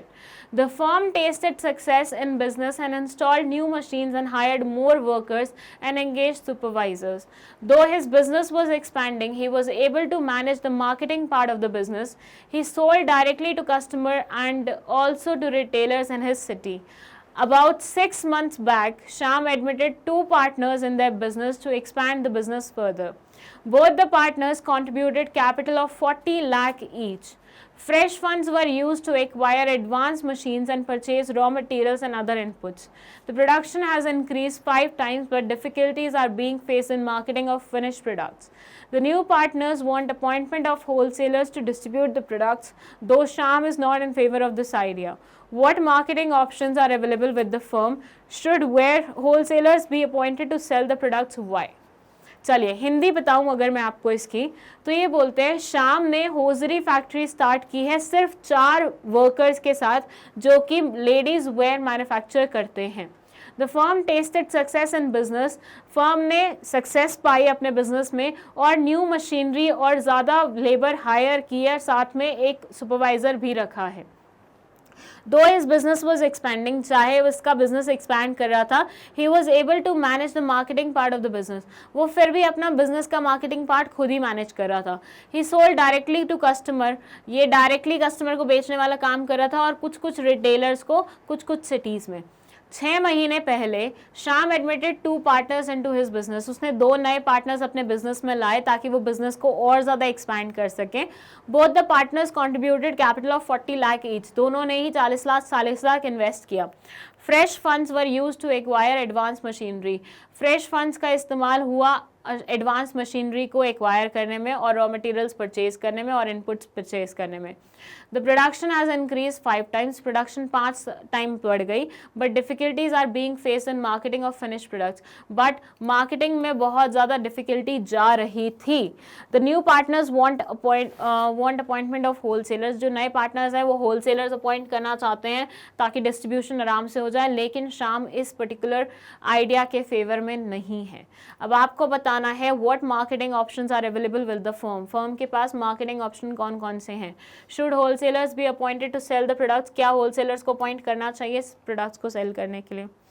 Simple C story है, एक बंदे ने अपना होजरी बिजनेस स्टार्ट किया, बाद में उसको लगा पार्टनर्स को ऐड करना चाहिए एक्सपेंशन के लिए, 40 लाख लेके उसने 2 पार्टनर्स को ऐड किया है और मार्केटिंग अभी तक वो खुद ही संभाल रहा था, लेकिन अब इनको लग रहा है कि हमें होलसेलर्स को अपॉइंट करना चाहिए, तो दूसरे पार्टनर्स हैं, बट इसको ये ख्याल पसंद नहीं आ रहा, बट स्टिल वो मार्केटिंग के लिए कुछ ना कुछ ऑप्शन तो ढूंढ रहे हैं। तो 2 क्वेश्चन वही हैं कि होलसेलर अपॉइंट करना चाहिए या नहीं करना चाहिए, और दूसरा मार्केटिंग के लिए और कौन कौन से ऑप्शन अवेलेबल है। ठीक है, चलिए। The option available with the firm are the firms may open its own sale outlets in different parts of the city to sell its product. The firm may appoint wholesalers or retailers for the distribution of its product. ये बोल रहे हैं या तो firm को खुद के outlets बना लेने चाहिए, क्योंकि अगर तुम्हारा बिजनेस इतना ही बढ़िया चल रहा है तो खुद के आउटलेट्स बना लो। अभी तक तो तुम्हें ब्रांड बना लेना चाहिए था अपना, आउटलेट्स बना लोगे, या फिर तुम होलसेलर्स को अपॉइंट कर लो या रिटेलर्स को अपॉइंट कर लो जिनको तुम डायरेक्टली सेल करोगे और वो डिस्ट्रीब्यूशन चैनल को संभाल लेंगे। In this case, it is advisable to appoint wholesalers because of the following reason. Second question का आंसर वो ये कुछ दे रहे हैं कि होलसेलर को अभी अपॉइंट कर लेना चाहिए, उसके कुछ रीजंस हैं। फर्स्ट है, the firm does not have enough capital to open new stores and even the firm does not have the capability to raise funds. Firm does not have enough capital to open new stores. अच्छा, जो option हमने इनको दिया कि खुद के outlets खोल लो, तो ये बोल रहे हैं कि फर्म के पास अभी उतना भी पैसा नहीं है कि खुद के आउटलेट्स खोल लें, क्योंकि देखो पार्टनर आया वो कितने लाया, 40 लाख, दूसरा पार्टनर आया कितने लाया, 40 लाख। नया बिजनेस था, 4 लोगों के साथ शुरू किया था, सक्सेस पा भी ली होगी तो कितनी पा ली होगी, ऐसा थोड़ी रहा होगा कि बिल्कुल दिन रात में करोड़पति बन गया होगा। तो ऐसे में नए स्टोर्स तो खोल ही सकते हैं, लेकिन अभी फिलहाल उसके लिए कैपेसिटी नहीं है, कैपेबिलिटी नहीं है, फंड्स नहीं है। By appointing wholesalers, the firm would be relieved of the botheration of marketing its product. अगर ये wholesalers को अपॉइंट कर लेते हैं तो इनके ऊपर ये बॉदरनेस नहीं रहे, मतलब ये बॉदरिंग नहीं रहेगी कि इनको मार्केटिंग कैसे करनी है प्रोडक्ट की, आराम से कर सकते हैं। तो wholesalers take away a part of the profits margin, they provide useful services in return. चाहे wholesalers आपके प्रॉफिट का एक मार्जिन ले जाते हैं, लेकिन बदले में वो आपको सर्विसेज भी अच्छी दे के जाते हैं। मतलब ऐसा नहीं है कि बिना सर्विसेज के ही वो काम चला रहे हैं, वो आपको काफ़ी सारी सर्विसेज देते हैं। तो वो जो पैसा वो ले रहे हैं, मार्जिन जो वो ले रहे हैं, वो आपको खलना नहीं चाहिए, क्योंकि दूसरी चीज़ करने की अभी आपकी औकात नहीं है। आप मतलब आपके पास सभी स्टोर्स के लिए उतने सारे फंड्स हैं नहीं। ठीक है, तो दिस इज द आंसर। चलिए नेक्स्ट क्वेश्चन पे चलते हैं। These services are the sell retailers. Okay, इन्होंने सर्विसेज बताई हुई है, होलसेलर कौन कौन सी सर्विसेज देते हैं, जो कि हमने ऑलरेडी पढ़ी हुई है। होलसेलर बहुत सारी सर्विसेज देते हैं, इन्फॉर्मेशन देते हैं, प्रोडक्ट्स डिलीवर करके आते हैं, रिटेलर्स तक पहुंचाते हैं, रिस्क बेयर करते हैं मैन्युफैक्चरर का, तो वो तो सारी नॉर्मल है। वो लिखना चाहो तो आप लिख सकते हो, स्किप करना चाहो तो कर सकते हो। Now it's turn of question number 22। छोटू सा ही ये क्वेश्चन है, चलिए पढ़ लेते हैं इसे क्या बोलता है। It says a very successful Ayurveda company of the country sells its product to distributors who sell the products to wholesalers as and when demand is generated. These wholesalers demand the product from distributors depending upon the market demand and trends. The company contacts doctors of the country who prescribes the Ayurvedic medicines to the patients. These patients demand the medicines from chemists who in turn ask the wholesalers to supply them the medicines. Identify and explain 2 types of internal trade highlighted in the above passage. Also quote the lines to substantiate the answer. Okay, what they are saying is कि एक बहुत successful Ayurvedic company है जो कि पूरी country में अपने products को डिस्ट्रीब्यूट करती है होलसेलर्स के थ्रू, जैसे ये डिमांड जनरेट होती है। These wholesalers demand the products from distributors depending upon the market demand. Market demand के ऊपर ये होलसेलर्स खुद डिमांड जनरेट करते हैं और आयुर्वेद कंपनी से लेके आते हैं products. The company contacts doctors, company doctors को कॉन्टैक्ट करती है कि भाई तुम अपने पेशेंट्स को हमारी दवाइयाँ रेकमेंड करो। तो पेशेंट ये केमिस्ट शॉप पे दवाइयाँ मांगने जाते हैं, तो जो वो होते हैं केमिस्ट शॉप वाले होते हैं, वो होलसेलर्स को कॉल करते हैं। तो कुछ इस तरह से चलती है साइकिल कि कंपनी पहले डॉक्टर्स को बोलती है कि डॉक्टर्स तुम क्या करो, हमारी दवाइयाँ पेशेंट्स को रेकमेंड करो। फिर पेशेंट जाते हैं केमिस्ट शॉप पे वो दवाइयाँ लेने के लिए, उन केमिस्ट शॉप्स वालों को फिर होलसेलर को बोलना पड़ता है कि मुझे वो दवाइयाँ दो, और वो दवाइयाँ होलसेलर को कहाँ से मिलती हैं, कंपनी से मिलती हैं। तो किस तरह का कुछ सर्कल चल रहा है यहाँ पे। आइडेंटिफाई आपको करना है 2 तरह के इंटरनल ट्रेड को जो कि हाईलाइट किए गए हैं ऊपर वाले पैसेज में, और लाइन ऐसी कोट करनी है जो सब्सटेंशिएट करे आपके आंसर को। चलिए बहुत ही सिंपल क्वेश्चन है, इसका आंसर कुछ इस तरह से है. It says wholesale trade, these wholesalers demand products from distributors depending upon the market demand and trends. Internal trade का फर्स्ट जो ट्रेड यहाँ पे मेंशन है वो होलसेल ट्रेड है, और ये वो लाइन है ऊपर पैराग्राफ में से जो दिखाती है होलसेल ट्रेड के बारे में बात हुई है. और सेकेंड है आपका retail trade, and this is the chemist वाली लाइन जिसमें ये पता चलता है कि भैया होलसेलर्स केमिस्ट वालों को देते हैं, केमिस्ट वाले अपनी डिमांड प्लेस करते हैं होलसेलर के सामने जैसे जैसे पेशेंट्स उनके पास आते हैं डिमांड लेके. तो रिटेल और होलसेल दो अलग अलग तरह के इंटरनल ट्रेड के बारे में बात हुई है, लाइंस भी मेंशन्ड है और फिर यहाँ पे चेन भी मेंशन्ड है कि किस तरह से चलती है सारे सिस्टम. तो काफ़ी ईजी क्वेश्चन था ये, आप चाहें तो इसका स्क्रीनशॉट ले सकते हैं. मैं थोड़ा फ्रेम से बाहर हो रही हूँ.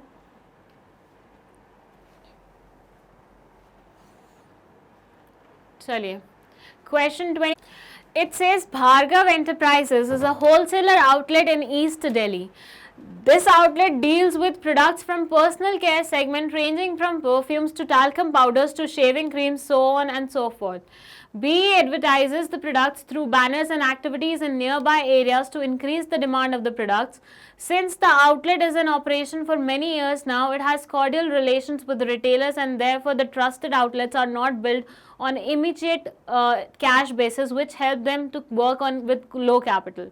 In the process, it is not only helps them to avoid financial burden but also helps them in avoiding the risk of theft and storage, as retailers can demand good in smaller quantities. We also keeps the retailers updated with the new products launched in the market. Identify and explain the services given by wholesalers to the retailers by quoting the lines. Okay, बहुत ही simple question again. ये बोल रहे हैं कि Bhargava enterprises, short में बोले तो BE, एक होलसेल आउटलेट है कहाँ पे, ईस्ट दिल्ली में. ये आउटलेट डील करता है पर्सनल केयर सेगमेंट में, जो कि परफ्यूम से लेके टैल्कम पाउडर से लेके शेविंग क्रीम्स तक सारी आइटम्स बेचता है. ये अपने प्रोडक्ट्स की एडवर्टीजमेंट करता है बैनर्स लगा के या नियर बाय एरियाज में एक्टिविटीज करके, जिनसे इसके प्रोडक्ट की डिमांड भी इंक्रीज होती है. Since the outlet is in operation for many years now, क्योंकि इसके आउटलेट बहुत सालों से ही ऑपरेशंस में है, तो इन्होंने काफ़ी कॉर्डियल रिलेशंस मेंटेन किए हुए हैं रिटेलर्स के साथ, जिसकी वजह से ये रिटेलर्स को कैश बेसिस पे इमीडिएटली बिल नहीं करके, कैश बेसिस में ना बेच के कभी कभी क्रेडिट बेसिस पे भेजते हैं, और उसकी वजह से रिटेलर्स को ये फैसिलिटी मिल जाती है कि वो लो कैपिटल में डील कर पाते हैं. फिर इसके साथ एक और चीज़ है कि फाइनेंशियल बर्डन अवॉइड करते हैं जो रिटेलर्स हैं, एंड एज वेल एज वो रिस्क भी थोड़ा सा, रिस्क ऑफ थेफ्ट वगैरह भी थोड़ा कम रहता है उनका. क्यों? क्योंकि जैसे उनको नीड होती है वो इनसे बुलवा लेते हैं, ये उनको भेज देते हैं छोटे छोटे क्वांटिटीज़ में, मतलब उनको अपने पास उतना ज़्यादा रखना नहीं पड़ता है, इतना सोच विचार नहीं करना पड़ता. और ये साथ ही साथ रिटेलर्स को जो भी नए प्रोडक्ट्स आते हैं मार्केट में उनके बारे में भी इन्फॉर्मेशन देते रहते हैं. अब आपको आइडेंटिफाई करना है और एक्सप्लेन करना है वो सर्विसेज जो कि होलसेलर्स रिटेलर्स को देते हैं, और इसी पैराग्राफ में से लाइंस को कोट करते हुए दोबारा से समझिएगा. होलसेलर्स के बारे में दिया हुआ है, ईस्ट दिल्ली में रहते हैं ये, इनकी दुकान है वहाँ पे ये क्या करते हैं, आसपास वालों के साथ बहुत अच्छे रिलेशनशिप है इनके, वो छोटी छोटी क्वांटिटी में भी इनसे गुड्स परचेज करते तो ये दे देते हैं उन्हें, और इमीडिएटली कैश बेसिस पे भी उनको पे करने के लिए नहीं बोलते हैं, उनको क्रेडिट फैसिलिटी अलाउ कर देते हैं. क्यों कर देते हैं? क्योंकि उनको लगता है कि इससे रिटेलर्स क्या होंगे, लो कैपिटल में भी डील कर पाएंगे, अदरवाइज उनको वर्किंग कैपिटल हाई रखनी पड़ेगी अगर कैश बेसिस पे होगा सारा चीज़ें. तो अब आपको होलसेलर के सर्विसेज के बारे में बताना है जो कि रिटेलर्स को वो देते हैं, और आपको समझ में आ ही गया होगा क्योंकि बहुत सारी तो यहीं पे मेंशन थी. पहला है मार्केटिंग सपोर्ट. यहाँ पे लिखा हुआ था बैनर्स लगाते हैं, एक्टिविटीज़ कंडक्ट करते हैं. तो ये क्या करें, मार्केटिंग कर रहे हैं गुड्स की. तो इस तरीके से रिटेलर्स की भी तो मदद होगी, क्योंकि अल्टीमेटली कस्टमर किसके पास जाने वाला है गुड्स लेके, गुड्स लेने के लिए रिटेलर के पास जाने वाला है ना. तो इस तरीके से पहले तरह मतलब वो हो गई. ग्रांट ऑफ क्रेडिट, वहाँ पे लिखा हुआ था कि ये लोगों को कैश बेसिस पे इमीडिएटली बिल नहीं करता है, तो वहाँ से आपको क्रेडिट फैसिलिटी मिल गई. फिर स्पेशलाइज नॉलेज, ये प्रोडक्ट के बारे में नॉलेज स्प्रेड करते हैं तो आपको स्पेशलाइज नॉलेज वाली बात मिल गई. रिस्क शेयरिंग, रिस्क शेयर करते हैं, कैसे थेफ्ट वेफ्ट ना हो जाए, तो उनको छोटे छोटे लॉट्स में बेचते रहते हैं सामान, तो इससे उनको अपने पास ज़्यादा क्वांटिटी भी नहीं रखनी पड़ती है, जिससे स्पॉयल होने का या चोरी होने का खतरा कम हो जाता है. चलिए ले लीजिए इसका स्क्रीनशॉट. बहुत ही सिंपल क्वेश्चन था ये, बहुत ही ज़्यादा सिंपल क्वेश्चन था, क्योंकि स्ट्रेट अवे इसके पॉइंट्स थे ऐसे जो केस स्टडी में आ रहे थे. चलिए क्वेश्चन नंबर 24 ये बोलता है Goyal and sons is a grocer based in Meerut UP. It is an outlet retailing daily day to day ration and other branded products. They have been in business for last 20 years and therefore have developed a good reputation in the market. They provide information about the arrival, special features etc. of the products to the customers and sell goods in small quantities according to the requirements of these customers. They also have a special scheme where they supply goods to the home within certain range of area on a purchase of some minimum amount of goods. On the basis of loyalty of the customers, they sometimes sell goods to the regular customers on purchase now, pay later basis. The above case highlights some of the services retailer provides to the customers. Identify and explain these services by quoting the lines.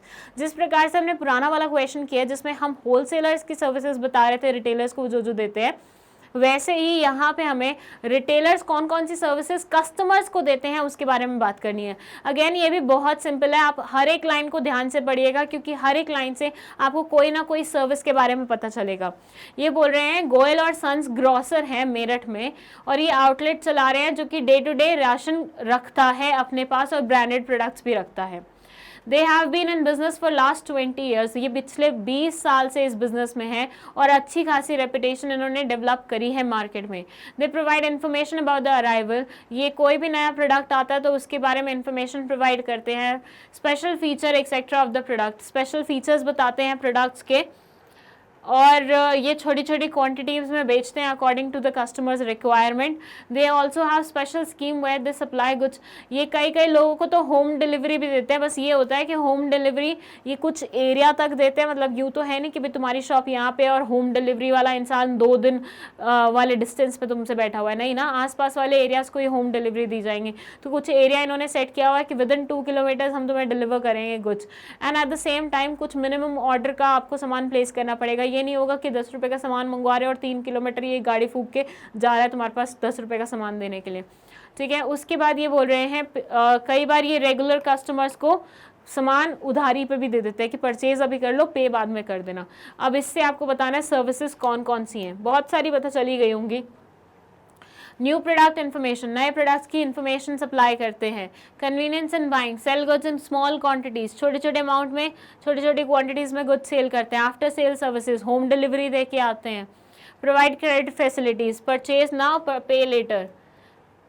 तो ये था आपका answer. 4 अलग अलग services mention है. फट से इसका स्क्रीनशॉट लो, मैं फ्रेम से बाहर हूँ. Now take screenshot of this part also. Now let's move to question number 25. ये बोलते हैं differentiate between retailers and wholesalers on the basis of purchases and sales, quantity of goods, specialization, capital. आपको retailer और wholesaler के बीच में differentiate करना है. ये 4 बेसिस आपको दिए हुए हैं. मैं आपको पहले भी बता चुकी हूँ. डिफरेंस बिटवीन नॉर्मली भी पूछा जाता है कि होलसेलर और रिटेलर के बीच में डिफरेंसेस बताओ. वहाँ पे आपका ऑप्शन होता है कोई भी पॉइंट्स के बेसिस पे, मतलब किसी भी बेसिस पे आप बता सकते हैं. लेकिन ऐसे क्वेश्चन थोड़े से स्पेसिफिक हो जाते हैं. ये आपको बोलते हैं हम तुम्हें मतलब बेसिस दे रहे हैं, इन 4 बेसिस पे बताओ ये किस तरीके से एक दूसरे से डिफरेंट होते हैं. तो इसके लिए आपको सारे डिफरेंसेस बहुत अच्छे से पढ़ के जाने पड़ेंगे. जैसे मैं पहले आपको बोलती थी ना कि पहले बिजनेस स्टडीज में ऐसा होता था कि 10 पॉइंट दिए हुए हैं तो 2 पढ़ लो, 4 पढ़ लो, काम चल जाएगा तुम्हारा. बट अब केस स्टडी आती है तो आपको सारे पॉइंट्स पढ़ने होते हैं क्योंकि किसी भी पॉइंट से केस स्टडी पूछी जा सकती है. वैसे ही ये जो अलग किस्म के क्वेश्चन आ गए ना जिसमें बेसिस आपको बताने लग गए हैं, यहाँ पे भी आपको बहुत अच्छे से पढ़ के जाना पड़ेगा क्योंकि यहाँ पे अब ओपन एंडेड क्वेश्चन नहीं है कि अपनी मर्जी से लिख दो. नहीं, जो पूछा है वही लिखो. तो परचेजेस और सेल्स के बेसिस पे, क्वांटिटी ऑफ गुड्स के बेसिस पे, स्पेशलाइजेशन के बेसिस पे और कैपिटल के बेसिस पे आपको होलसेलर और रिटेलर को डिफरेंशिएट करना है. परचेजेस एंड सेल्स में ये बोलते हैं they purchase goods from manufacturer and sell them to retailers. Wholesaler कहाँ से खरीदते हैं? मैन्युफैक्चरर से खरीदते हैं और बेचते हैं किसको है? रिटेलर को बेचते हैं. ये रिटेलर्स होलसेलर से खरीदते हैं और बेचते हैं किसको है? कस्टमर को बेचते हैं. Quantity of goods, they buy and sell goods in large quantities. ये लार्ज क्वांटिटीज में सेल करते हैं जबकि ये स्मॉल क्वांटिटीज में करते हैं. Specialization, they generally specialize in 1 commodity only. Wholesalers की स्पेशलाइजेशन यूजुअली एक कमोडिटी में होती है. मैंने पहले भी आपको बताया था कि wholesalers one line of product में डील करते हैं। हाँ, हो सकता है वो 10 अलग अलग मैन्युफैक्चरर से गुड्स खरीद रहे हो, लेकिन वो गुड्स एक ही तरह के खरीदते हैं, ठीक है। तो ये वन कमोडिटी में इनकी स्पेशलाइजेशन होती है, लेकिन इनको तो सारी चीज़ें सप्लाई करनी होती हैं कस्टमर को। एक ही शॉप में आपने देखा होगा रिटेलर्स की, ग्रॉसरी वाली शॉप का ही एग्जाम्पल ले लो, तो हर एक प्रोडक्ट पड़ा होता है, चाहे दाल हो, चाहे चीनी हो, चाहे पत्ती हो, चाहे कॉफ़ी हो, चाहे च्युइंगम्स हो, चाहे टॉफ़ीज़ हो, कुछ भी हो, तो सारी चीज़ें इनको रखनी पड़ती हैं और सारी चीज़ों की इंफॉर्मेशन भी होनी चाहिए।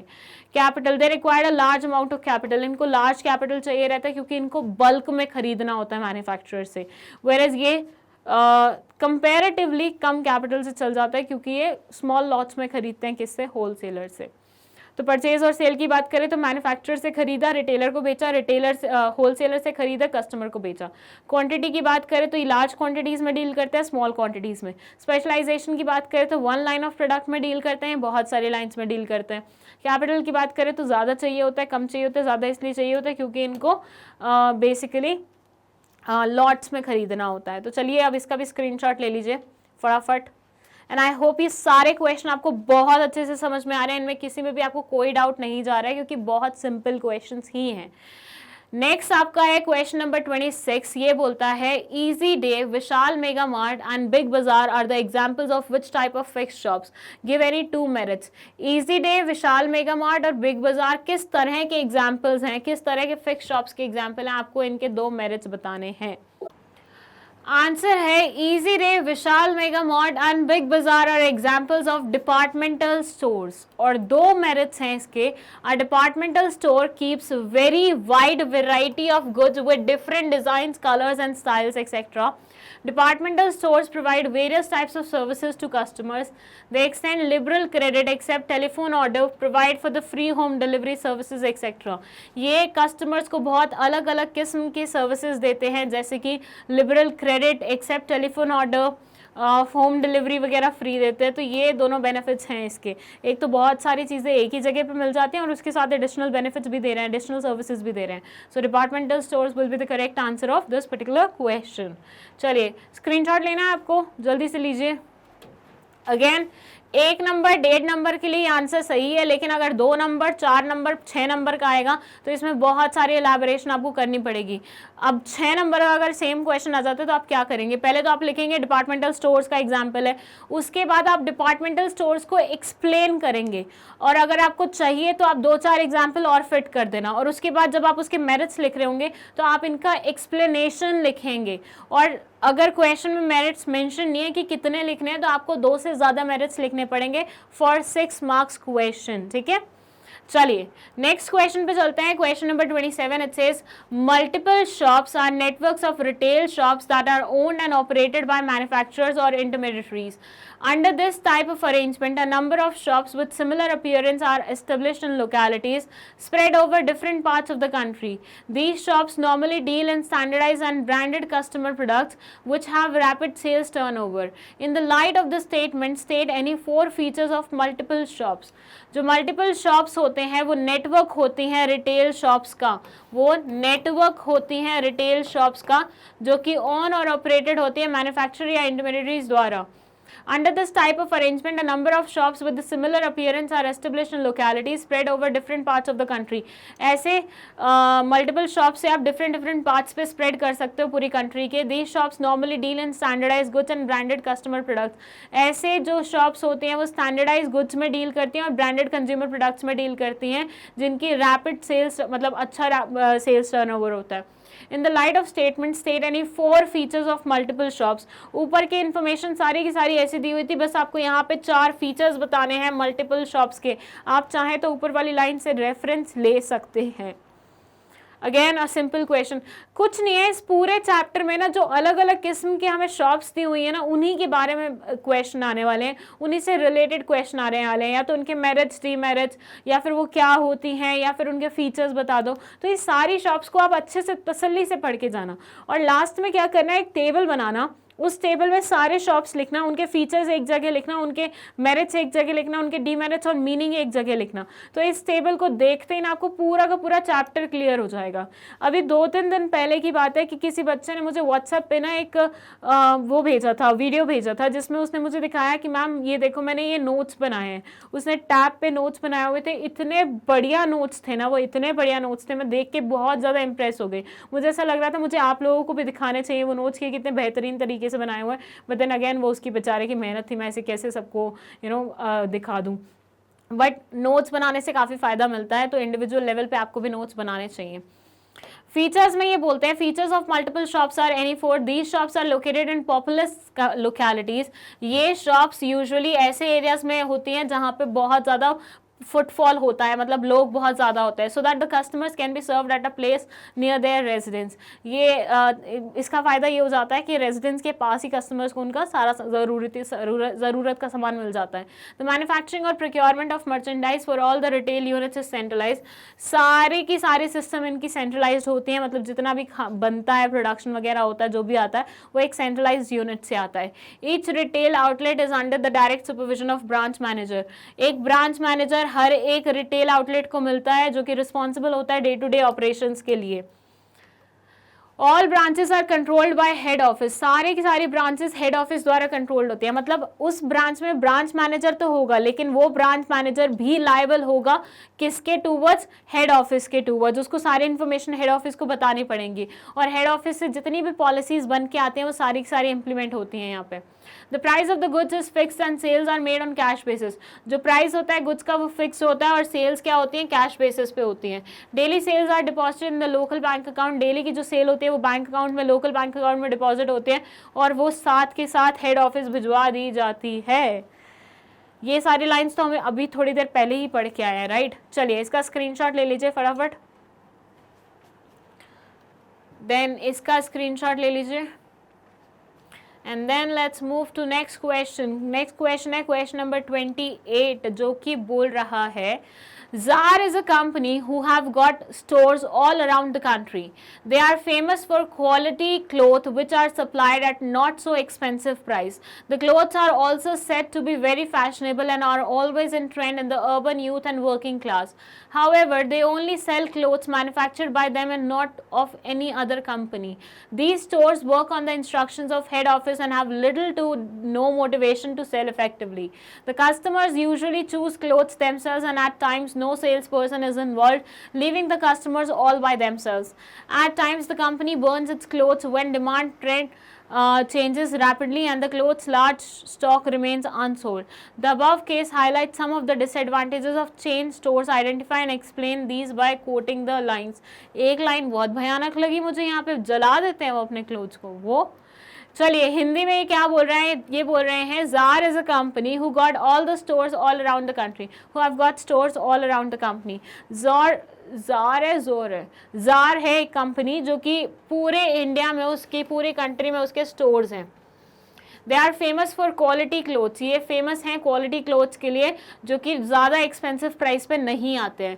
Are also said to be very fashionable, काफ़ी फैशनेबल हैं और हमेशा ट्रेंड में रहते हैं वर्किंग क्लास के, अर्बन यूथ के। However they only sell clothes manufactured by them, but ये सिर्फ और सिर्फ वही क्लोथ्स बेचते हैं जो कि ये खुद मैन्युफैक्चर करते हैं, and not by any other company, किसी और कंपनी द्वारा मैन्युफैक्चर्ड नहीं। These stores work on instruction of head office and have little to no motivation to sell effectively. ये स्टोर्स जो हैं ये हेड ऑफिस के इंस्ट्रक्शंस पे काम करते हैं और इनके अंदर खुद से कोई मोटिवेशन नहीं आती बेचने की। The customers usually choose clothes themselves, customers को यूजुअली खुद ही क्लोथ्स चूज करने पड़ते हैं, कोई सेल्स पर्सन इन्वॉल्व होते नहीं है, तो उसकी वजह से कस्टमर हमेशा खुद से ही खुद की मदद करता रहता है।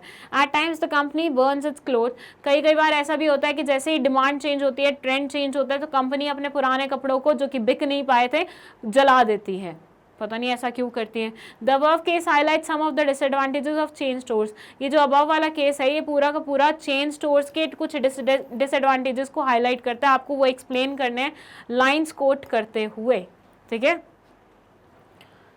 चलिए आंसर है disadvantage of chain store highlighted in the above case are as follows. First है limited selection of goods, limited selection of goods में ये बोलते हैं however they only sell clothes manufactured by them and not by any other country. ये सिर्फ वही goods बेच रहे हैं जो ये खुद मैन्युफैक्चर कर रहे हैं, किसी और कंपनी द्वारा मैन्युफैक्चर गुड्स ये नहीं बेचते हैं। तो लिमिटेड सिलेक्शन है इनके यहाँ पे गुड्स की, मतलब कोई भी कस्टमर अगर इनके यहाँ पे गुड्स खरीदने आता है तो उसको बहुत ही लिमिटेड चॉइस मिलती है। सेकेंड है लैक ऑफ इनिशिएटिव।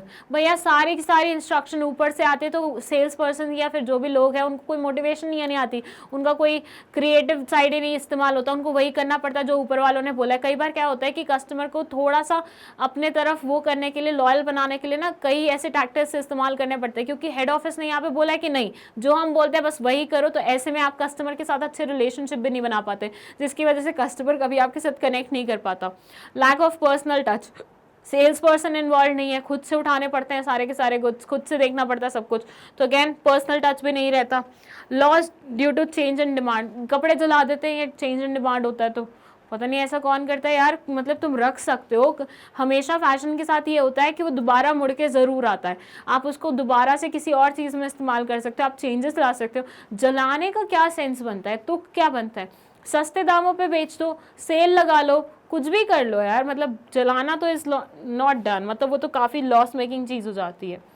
चलिए एनीवेज यहाँ पे स्क्रीनशॉट ले लीजिए, ये 3-4 पॉइंट्स थे डिसएडवांटेजेस के, इसका भी स्क्रीनशॉट लीजिए एंड देन इसका भी स्क्रीनशॉट लीजिए। और अब हम चलते हैं हमारे नेक्स्ट क्वेश्चन पे जो कि है क्वेश्चन नंबर 29। ये क्या बोलता है देख लेते हैं हम।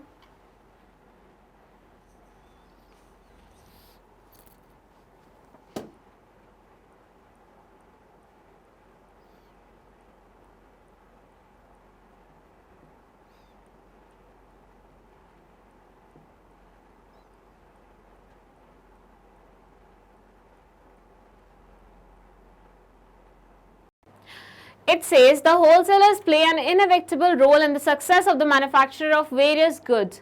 Comment on this statement by stating the services provided by the wholesalers to manufacturers. Somewhat कुछ पॉइंट्स इसके हम ऑलरेडी पढ़ चुके हैं, आपको कुछ नहीं बताना है, आपको बस ये बताना है कि ये जो चैनल ऑफ डिस्ट्रीब्यूशन में जो सेकंड वाले भाई साहब आते हैं मैन्युफैक्चरर के बाद होलसेलर नाम के, ये क्या क्या सर्विसेज प्रोवाइड करते हैं हमारे मैन्युफैक्चरर भाई साहब को, ठीक है। क्योंकि इनका रोल ऐसा बताया गया है कि इनएविक्टेबल है, मतलब इनका रोल काफ़ी ज़्यादा इंपॉर्टेंट है, इसे रिप्लेस नहीं किया जा सकता है एज सच। और मैक्सिमम सिनेरियोज में देखा हुआ है कि चैनल ऑफ डिस्ट्रीब्यूशन हर कोई यही सेलेक्ट करता है कि होलसेलर के थ्रू ही भिजवाता है वो सारे सामान। तो आपको यहाँ पे होलसेलर जो सर्विसेज देता है मैन्युफैक्चरर को, उनके बारे में बताना है। देखिए यहाँ पे ना क्वेश्चन को थोड़ा सा ध्यान से पढ़िएगा, रीजन बीइंग हो सकता है कई बार क्वेश्चन में दिया हो कि होलसेलर रिटेलर्स को कौन कौन सी सर्विसेज देता है उसके बारे में बताइए, वहाँ पे आंसर डिफरेंट हो जाएगा, क्योंकि होलसेलर बीच में आता है। मैं आपको अगर पूरी लाइन वो बताऊँ तो सबसे पहले आता है मैन्युफैक्चरर, फिर आता है होलसेलर, फिर आता है रिटेलर और फिर आता है हमारा कस्टमर या कंज्यूमर, राइट। तो अब ये जो इंसान है ये इसे भी सर्विसेज देता है, ये जो इंसान है ये इसे भी सर्विसेज देता है।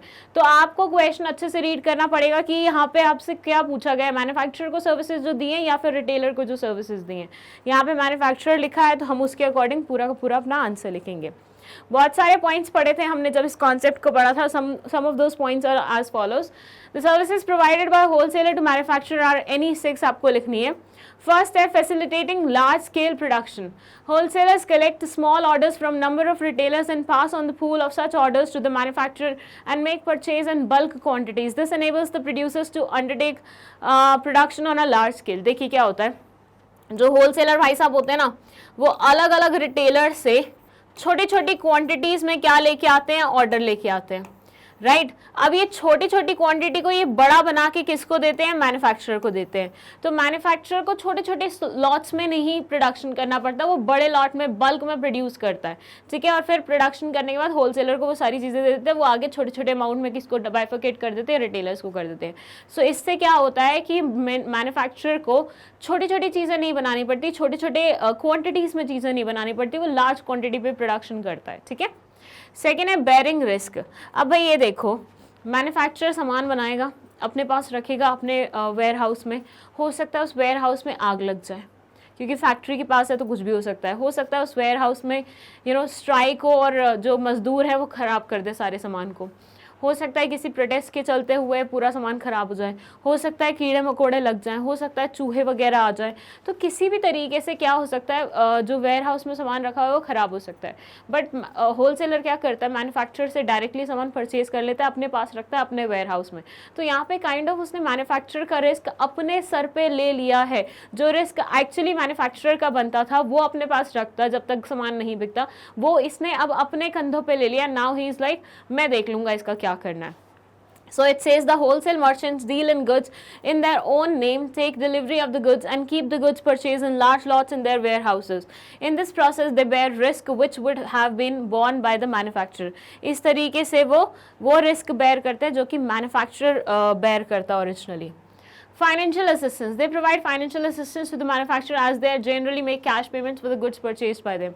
मैन्युफैक्चरर को कभी भी कैश की किल्लत नहीं आती है। क्यों? क्योंकि होलसेलर जब भी उसे परचेज करते तो वो कैश में परचेज कर लेता है, क्रेडिट पे नहीं खरीद के जाता। तो जिसकी वजह से मैन्युफैक्चरर के पास देखिए हमेशा ना हार्ड कैश होना ही चाहिए।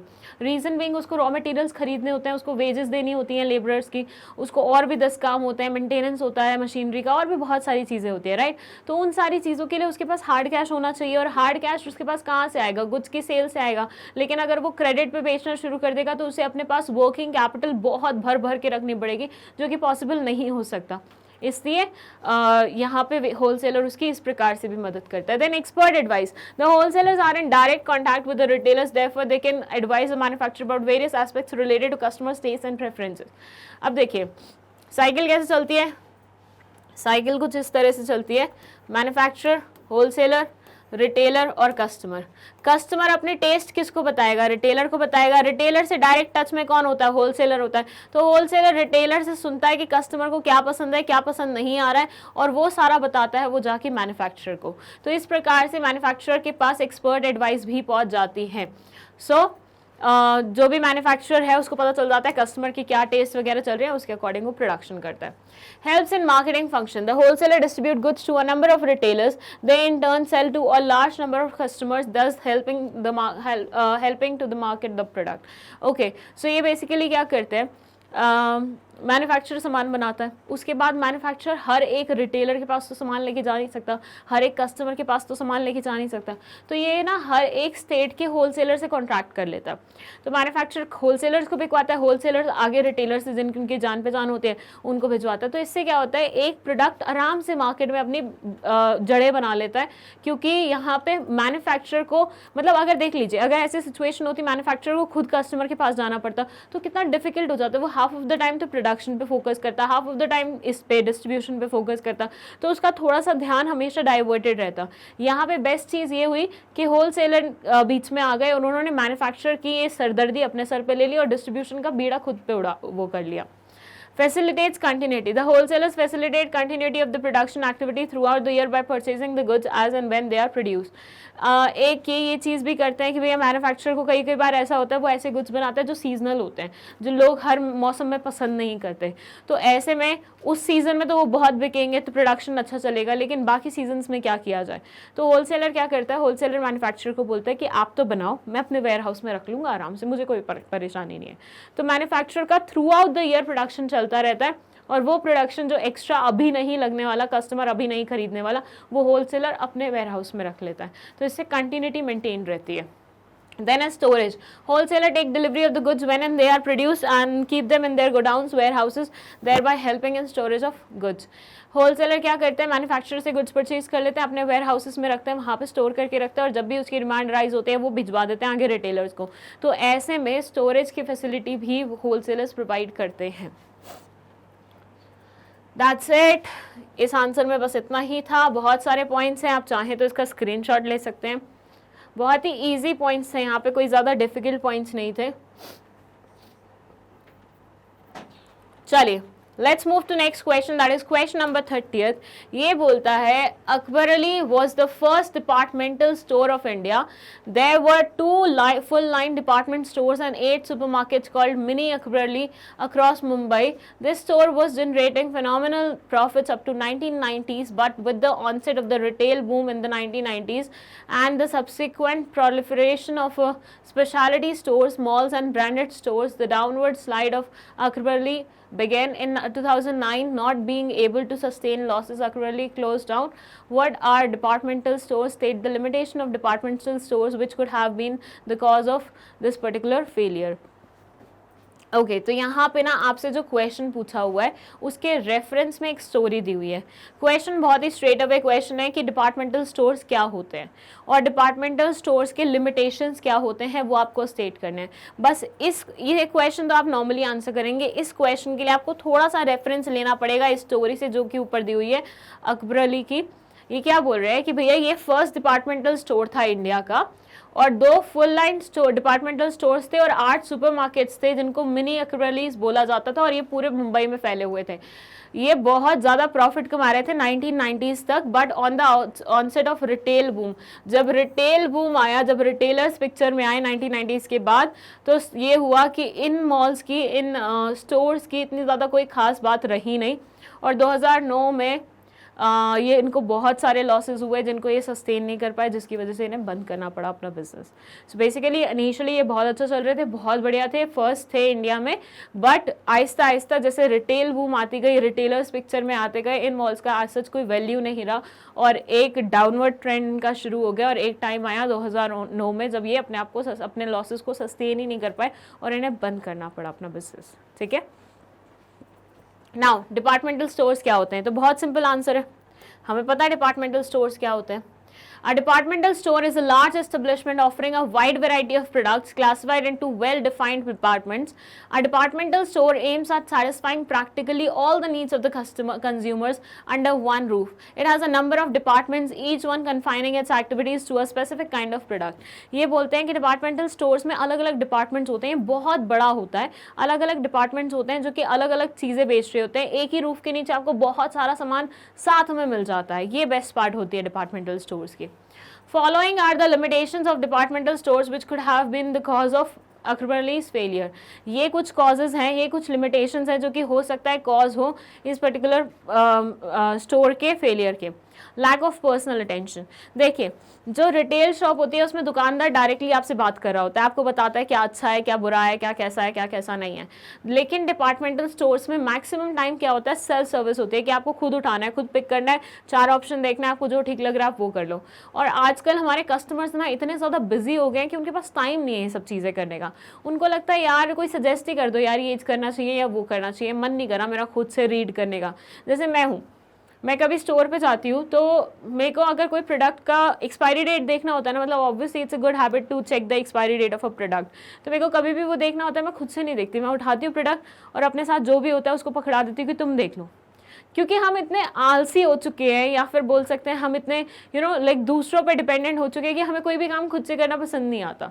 तो ऐसे में जब सेल्फ सर्विस करनी पड़ती है, कोई हमें पर्सनल गाइडेंस देने के लिए नहीं होता, पर्सनल अटेंशन देने के लिए नहीं होता, तो हमें लगता है यार इन स्टोर्स पे आने का कोई मतलब नहीं है, बेटर हम रिटेलर के पास चले जाते हैं. Because of the large scale operation, those stores are not able to give personal attention to each and every customer. ऐसा नहीं है कि वहाँ पे बिल्कुल भी लोग नहीं होते, हाँ होते हैं, कुछ लोग होते हैं. जैसे आप बेस्ट प्राइस में विजिट करो, बिग बाजार में विजिट करो, यहाँ पे होते हैं लोग आपके असिस्टेंस के लिए, लेकिन आपको उनको स्पेशली बुलाना पड़ता है. और एक टाइम पे अगर वो कहीं बिजी है, मतलब हर एक डिपार्टमेंट का ना अलग बंदा होता है, अगर वो किसी और कस्टमर के साथ ऑक्यूपाइड है तो वो टाइम लगाएगा फिर आपके पास आएगा. अगेन हम लोगों को टाइम की तो वैसी ही किल्लत है, हम चाहे घर पे बैठ के चिल करेंगे लेकिन हम स्टोर पे इतना टाइम वेस्ट नहीं करना चाहते, तो हमें लगता है नहीं पहले हमें एंटरटेन करो उसके बाद दूसरे कस्टमर को देखना.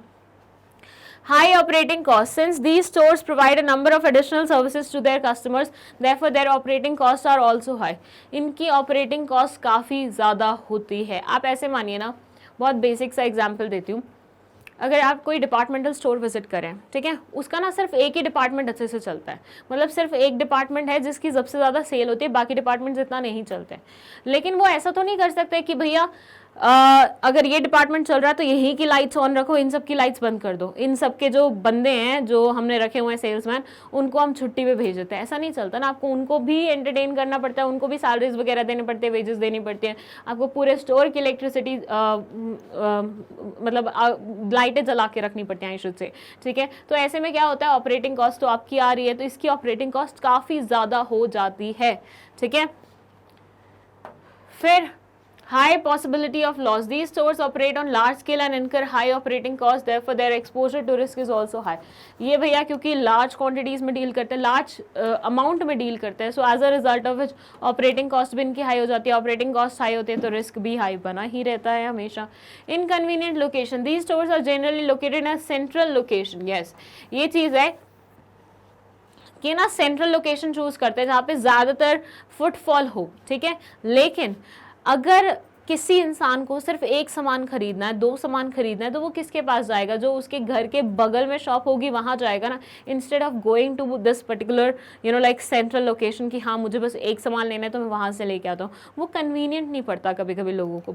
जैसे मान लीजिए आपके घर में चीनी खत्म हो जाती है अर्जेंटली, तो उसके लिए आप डिपार्टमेंटल स्टोर्स नहीं भागोगे, आप अपने बगल में जो शॉप होगी, घर के पास जो शॉप होगी उसके पास जाओगे, वहाँ से खरीद लोगे, राइट.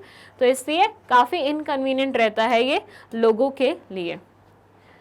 ओके चलिए 30th आंसर इतना ही है. आपको बस 1 सेकेंड दे देती हूँ स्क्रीनशॉट लेने के लिए. फटाफट स्क्रीनशॉट ले लो इसका भी.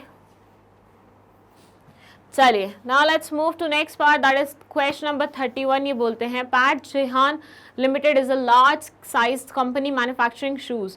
It has to determine whether it should use wholesalers और set up its own chain stores for distributing its products. What alternatives would you suggest? Give reasons in support of your answer. ये बोल रहे हैं कि PAT जिहान क्या है, एक large scale मतलब शूज मैन्युफैक्चरिंग यूनिट है. It has to determine whether it should use wholesalers or set up its own chain stores. इनको डिसाइड करना है कि इनको wholesalers रखने चाहिए या खुद की chain stores खोलनी चाहिए for distributing its products, अपने products को बेचने के लिए. What alternatives would you suggest? आप कौन कौन से alternatives इन्हें suggest करेंगे? Give reasons in support of your answer. अपने answer के support में reasons दीजिए. In the above case, we find there are 2 alternatives before the company to have a wholesaler as middleman, have its own multiple shops. Same चीज़ जो ऊपर लिखी हुई है, wholesaler वो करे या own shop करे. Both the alternatives have their own merits and demerits. We suggest multiple shops are better alternative than the wholesalers due to the following reason. ये बोल रहे हैं कि भैया multiple shops जो है, chain stores जो है, वो better alternative है in comparison to wholesalers. क्यों? उसके कुछ reasons दिए हुए हैं. फर्स्ट है multiple shops eliminate middleman. Multiple shops क्या करता है? मिडलमैन को एलिमिनेट करता है, जिससे प्राइस क्या हो जाता है? कम हो जाता है. Hence there is direct contact between the customer and the consumer, company and the consumer. All advantages of elimination of wholesalers can be enjoy. ये बोलते हैं भैया देखो होलसेलर्स बाहर निकल जाता है पिक्चर से तो उसका मार्जिन हट गया, ठीक है. और डायरेक्टली कंपनी किसके साथ रिलेशनशिप मेंटेन कर सकती है? कस्टमर के साथ डायरेक्ट रिलेशनशिप मेंटेन कर सकते हैं, ठीक है. Second point, it says since the company is large size, it means the company has sufficient financial resources to have its own shops. Thus the company is in a position to eliminate middlemen. ये बोल रहे हैं क्योंकि ऊपर लिखा हुआ है कि ये लार्ज साइज कंपनी है तो हम ऐसा मान रहे हैं कि इनके पास पैसा तो खूब होगा. अगर पैसा खूब है तो मल्टीपल स्टोर्स तो आराम से सेट कर सकते हैं. अगर हाँ उनके पास फाइनेंशियल क्रंच होता, उनके पास फंड्स की कमी होती, देन इन दैट सिनेरियो इनको फिर थोड़ा सा सोचना पड़ता बाकी सब चीज़ों के लिए. लेकिन क्योंकि ये बड़ी कंपनी है तो ये अफोर्ड कर सकती है. Third, company is manufacturing shoes, durable consumer products, therefore multiple shops are better alternative. ये बोल रहे हैं क्योंकि कंपनी ऐसे प्रोडक्ट्स बना रही है जो कि ड्यूरेबल नेचर के हैं, लंबे चलते हैं, तो इसके लिए स्टोर्स बनाना ज़्यादा सही ऑल्टरनेटिव रहेगा. Company can approach maximum customers through its own shops. Wholesalers may not find it profitable to deal in shoes of a new company and therefore wholesalers will not be taking interest. ये बोलते हैं कि भैया क्योंकि company नई है तो might भी हो सकता है होलसेलर इतना ज़्यादा इंटरेस्ट ना ले न्यू कंपनी में, और कंपनी खुद से अगर मार्केट में आएगी तो वो मैक्सिमम कस्टमर्स तक रीच बना पाएगी और डायरेक्ट कॉन्टैक्ट भी बना पाएगी, तो यहाँ से लॉयल्टी भी आएगी towards that particular company customers के बीच में. Multiple shops have a better appeal to consumers. Bata shoe company is a good example. ये बोलते हैं मल्टीपल शॉप्स की ना एक अच्छी अपील होती है कस्टमर्स के सामने, और आप इसके एग्जाम्पल के लिए बाटा शूज़ का एग्जाम्पल ले सकते हैं. मतलब बाटा शूज़ के हर जगह स्टोर्स मिल जाते हैं तो उस चीज़ का एग्जाम्पल ले सकते हैं. In brief we can suggest to the company that multiple shops will be better alternative distribution of its product shoes. इसलिए हम सजेस्ट करते हैं कि इंस्टेड ऑफ होलसेलर्स के पास जाने के आप अपने खुद के मल्टीपल स्टोर्स बना लीजिए, ठीक है. ये काइंड ऑफ पर्सनल चॉइस पे बेस्ड क्वेश्चन था.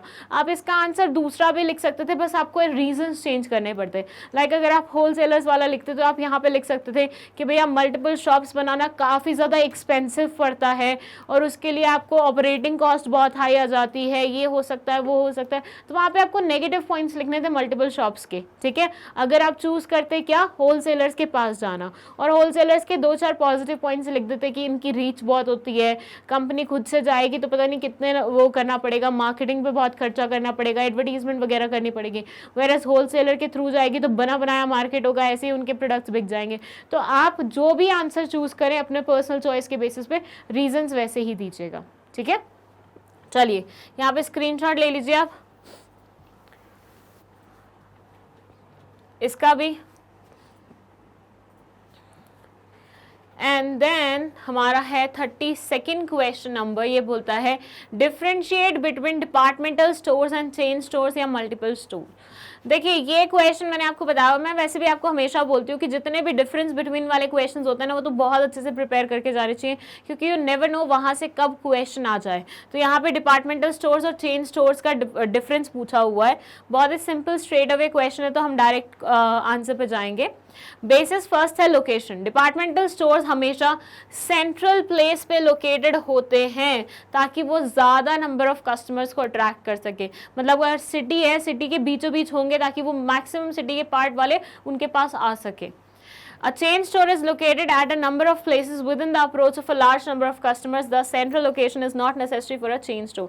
Chain stores क्या होते हैं, क्योंकि नंबर ज़्यादा होते हैं chain stores के, तो ऐसे में इनके लिए कहीं पे भी बनाना, मतलब ये यूजुअली प्रेफर करते हैं कि कस्टमर्स के पास ये अपने स्टोर्स बनाएं ताकि कस्टमर्स को बहुत कन्वीनियंट रहे इन तक आना। Second है range of products. Departmental stores aims at satisfying all the needs of the customer under one roof. As such, they have to maintain a variety of products of different types. Range of products departmental stores के पास बहुत सारे होते हैं, बहुत अलग अलग चीज़ें अपने यहाँ पे रखते हैं। इनका ये कॉन्सेप्ट है कि एक ही रूफ के नीचे कस्टमर को हर एक चीज़ मिल जाए, उनको कहीं और नहीं जाना पड़े, तो इनके पास वैरायटी बहुत होती है। वेरएस चेन स्टोर जो होते हैं वो कस्टमर्स को स्पेसिफिक रेंज ऑफ प्रोडक्ट्स ही देते हैं। जैसे अगर मिठाई की शॉप है तो हर दुकान पे मिठाई की शॉप ही, मतलब हर अगला जो चेन स्टोर होगा वो मिठाई का ही होगा और सेम ही प्रोडक्ट्स वहाँ पे मिल रहे होंगे। फिर है services offered. Departmental stores lay great emphasis on providing maximum service to their customers. Some of the services provided by them include free wifi, restaurants and so on. ये बहुत सारी नंबर ऑफ सर्विसेज कस्टमर्स को देते हैं, जैसे कि free wifi या sometimes restaurant वाली फैसिलिटी या so on. Chain stores provided very limited services, ये बहुत ही लिमिटेड सर्विसेज देते हैं। Confined to guarantees and repair if the sold out goods are turned out to be effective. ये बोलते हैं ये वाली सर्विसेज देते हैं, लेकिन इनसे अगर आप कुछ खरीदते हैं और वो टूट जाता है, ख़राब हो जाता है, उसमें कोई नुक्स निकलता है, तो ये उसको रिपेयर करके दे सकते हैं, ठीक है। लेकिन इनकी लिमिटेड सर्विसेज होते हैं, लेकिन इनकी बहुत सारी सर्विसेज होती हैं। प्राइसिंग की बात करें, departmental stores however do not have a uniform pricing policy for all departments, rather they have to occasionally offer discounts on certain products and varieties to clear their stock. ये बोलते हैं यहाँ पे इनके यहाँ पे यूनिफॉर्म प्राइसिंग पॉलिसी नहीं होता है। हाँ, कई बार प्रोडक्ट्स को बेचने के लिए उस पर ऑफर्स दे सकते हैं, बट वो department to department, section to section vary करेगा। लेकिन यहाँ पे हर एक शॉप पे सेम चीज़ रहती है। लाइक अगर मैं बात करूँ फॉर से बाटा शूज़ की, तो बाटा शूज़ के यहाँ पे एक स्टोर है, यहाँ पे एक स्टोर है। दोनों ही स्टोर्स को अगर आप विजिट करेंगे तो दोनों ही स्टोर्स पे आपको सेम प्राइस की चप्पल मिलेगी, ठीक है। यहाँ पे चले जाओ या यहाँ पे चले जाओ, डजंट मैटर, सेम प्राइस। क्यों? क्योंकि वो हेड ऑफिस से प्राइस आया है, वो अपने मन से कुछ डिस्काउंट नहीं दे सकते, ओके। सो ये चीज़ रहती है कि यूनिफॉर्म प्राइसिंग पॉलिसी रहती है, वेयरएज यहाँ पे यूनिफॉर्म प्राइसिंग पॉलिसी नहीं रहती है। Class of customer, the departmental stores cater to the needs of relatively high income group of customers who care more for the services provided rather than the price of the product. ये थोड़े जो high income group वाले लोग होते हैं ना, उनके towards tilted होती है, मतलब उनके लिए बनाई जाती हैं, क्योंकि उन लोगों को क्या चाहिए होता है, उन लोगों को चाहिए होता है कि हर एक चीज़ एक ही जगह मिल जाए, उनको प्राइस से उतना ज़्यादा फर्क नहीं पड़ता है। जबकि चेन स्टोर्स की बात करें तो ये डिफरेंट टाइप ऑफ कस्टमर्स के लिए होते हैं, including those belonging to the lower income groups who are interested in buying quality goods at a reasonable price। ये reasonable price पे goods बेचते हैं, तो इसलिए मतलब हमेशा ऐसा ज़रूरी नहीं है कि रीजनेबल प्राइस पे बेचते हैं, लेकिन लोअर इनकम ग्रुप वाले लोग भी यहाँ पे इजीली जा सकते हैं, वो अप्रोच कर सकते हैं इन स्टोर्स को। देन है credit facilities. Departmental stores may provide credit facilities to some of their regular customers. ये कभी कभी अपने रेगुलर कस्टमर्स को जो इनके पास बहुत ऑफनली आते रहते हैं उनको क्रेडिट फैसिलिटी देते हैं, लेकिन ये वाले सिर्फ और सिर्फ कैश में ही डील करते हैं। स्ट्रिक्टली इनका फंडा रहता है भैया कैश में डील करना, दैट्स इट, ठीक है। चलो फटाफट इसका स्क्रीनशॉट ले लो। That's the first slide. Difference between key. This is the second slide. और ये सारे पॉइंट्स हम बहुत ज़्यादा डिटेल में पढ़ के आ चुके हैं। इट जस्ट मुझे बस आपको थोड़ा सा रिवाइज कराना था टेस्ट पेपर के अकॉर्डिंग, इसलिए मैंने आपको यहाँ पे हल्के फुल्के उसमें पॉइंट्स बता दिया। अगर आप फर्स्ट टाइम मेरी वीडियो देख रहे हैं तो इसकी इंडिविजुअल वीडियो बनी हुई है, आप वहाँ जाके वो वीडियो आराम से चेक कर सकते हैं। ठीक है, चलिए दैट्स इट, ये चैप्टर का टेस्ट पेपर यहीं पे ख़त्म होता है। आई होप आपको कोई भी डाउट नहीं गया होगा। आई होप आपने बहुत अच्छा परफॉर्म किया होगा और आपके आंसर्स ज़्यादातर मैच कर रहे होंगे। कोई भी डाउट है आप कमेंट सेक्शन में लिख सकते हैं। अगर आपको नोट्स का लिंक चाहिए तो उसके लिए आप डिस्क्रिप्शन बॉक्स का लिंक यूज़ कर सकते हैं। साथ ही साथ नेक्स्ट चैप्टर का जो टेस्ट सीरीज़ हो, टेस्ट पेपर होगा, उसका लिंक भी आपको डिस्क्रिप्शन बॉक्स में मिल जाएगा। और इसकी अलग से प्लेलिस्ट बनी हुई है 11th क्लास के 12th क्लास के जितने भी टेस्ट पेपर्स हैं उनकी। तो अगर आपने कोई भी चैप्टर मिस किया है तो आप वहाँ से जाके देख सकते हैं, उसका भी लिंक अगेन आपको डिस्क्रिप्शन बॉक्स में मिल जाएगा। इसी के साथ मैं आपको बता दूं कि मैग्नेट ब्रेन्स अब हिंदी में भी अवेलेबल है, आप हिंदी वाला चैनल भी एक्सप्लोर कर सकते हैं। All you have to do is magnet brains Hindi करके सर्च करना है और आपको ये वेब पेज दिख जाएगा। Sorry, this page will be open and then you can explore it. साथ ही साथ आपको पता ही है कि मैग्नेट ब्रेन्स अब कोई भी क्लास को छुए बिना नहीं रहा है। यहाँ पे सब कुछ अवेलेबल है, हर एक बच्चे के लिए अवेलेबल है, हर सब्जेक्ट अवेलेबल है। तो अभी तक अगर आपने इसे अच्छे से नहीं देखा है, अच्छे से एक्सप्लोर नहीं किया है, फट से जाके एक्सप्लोर कीजिए। That's it, thank you so much for watching this video.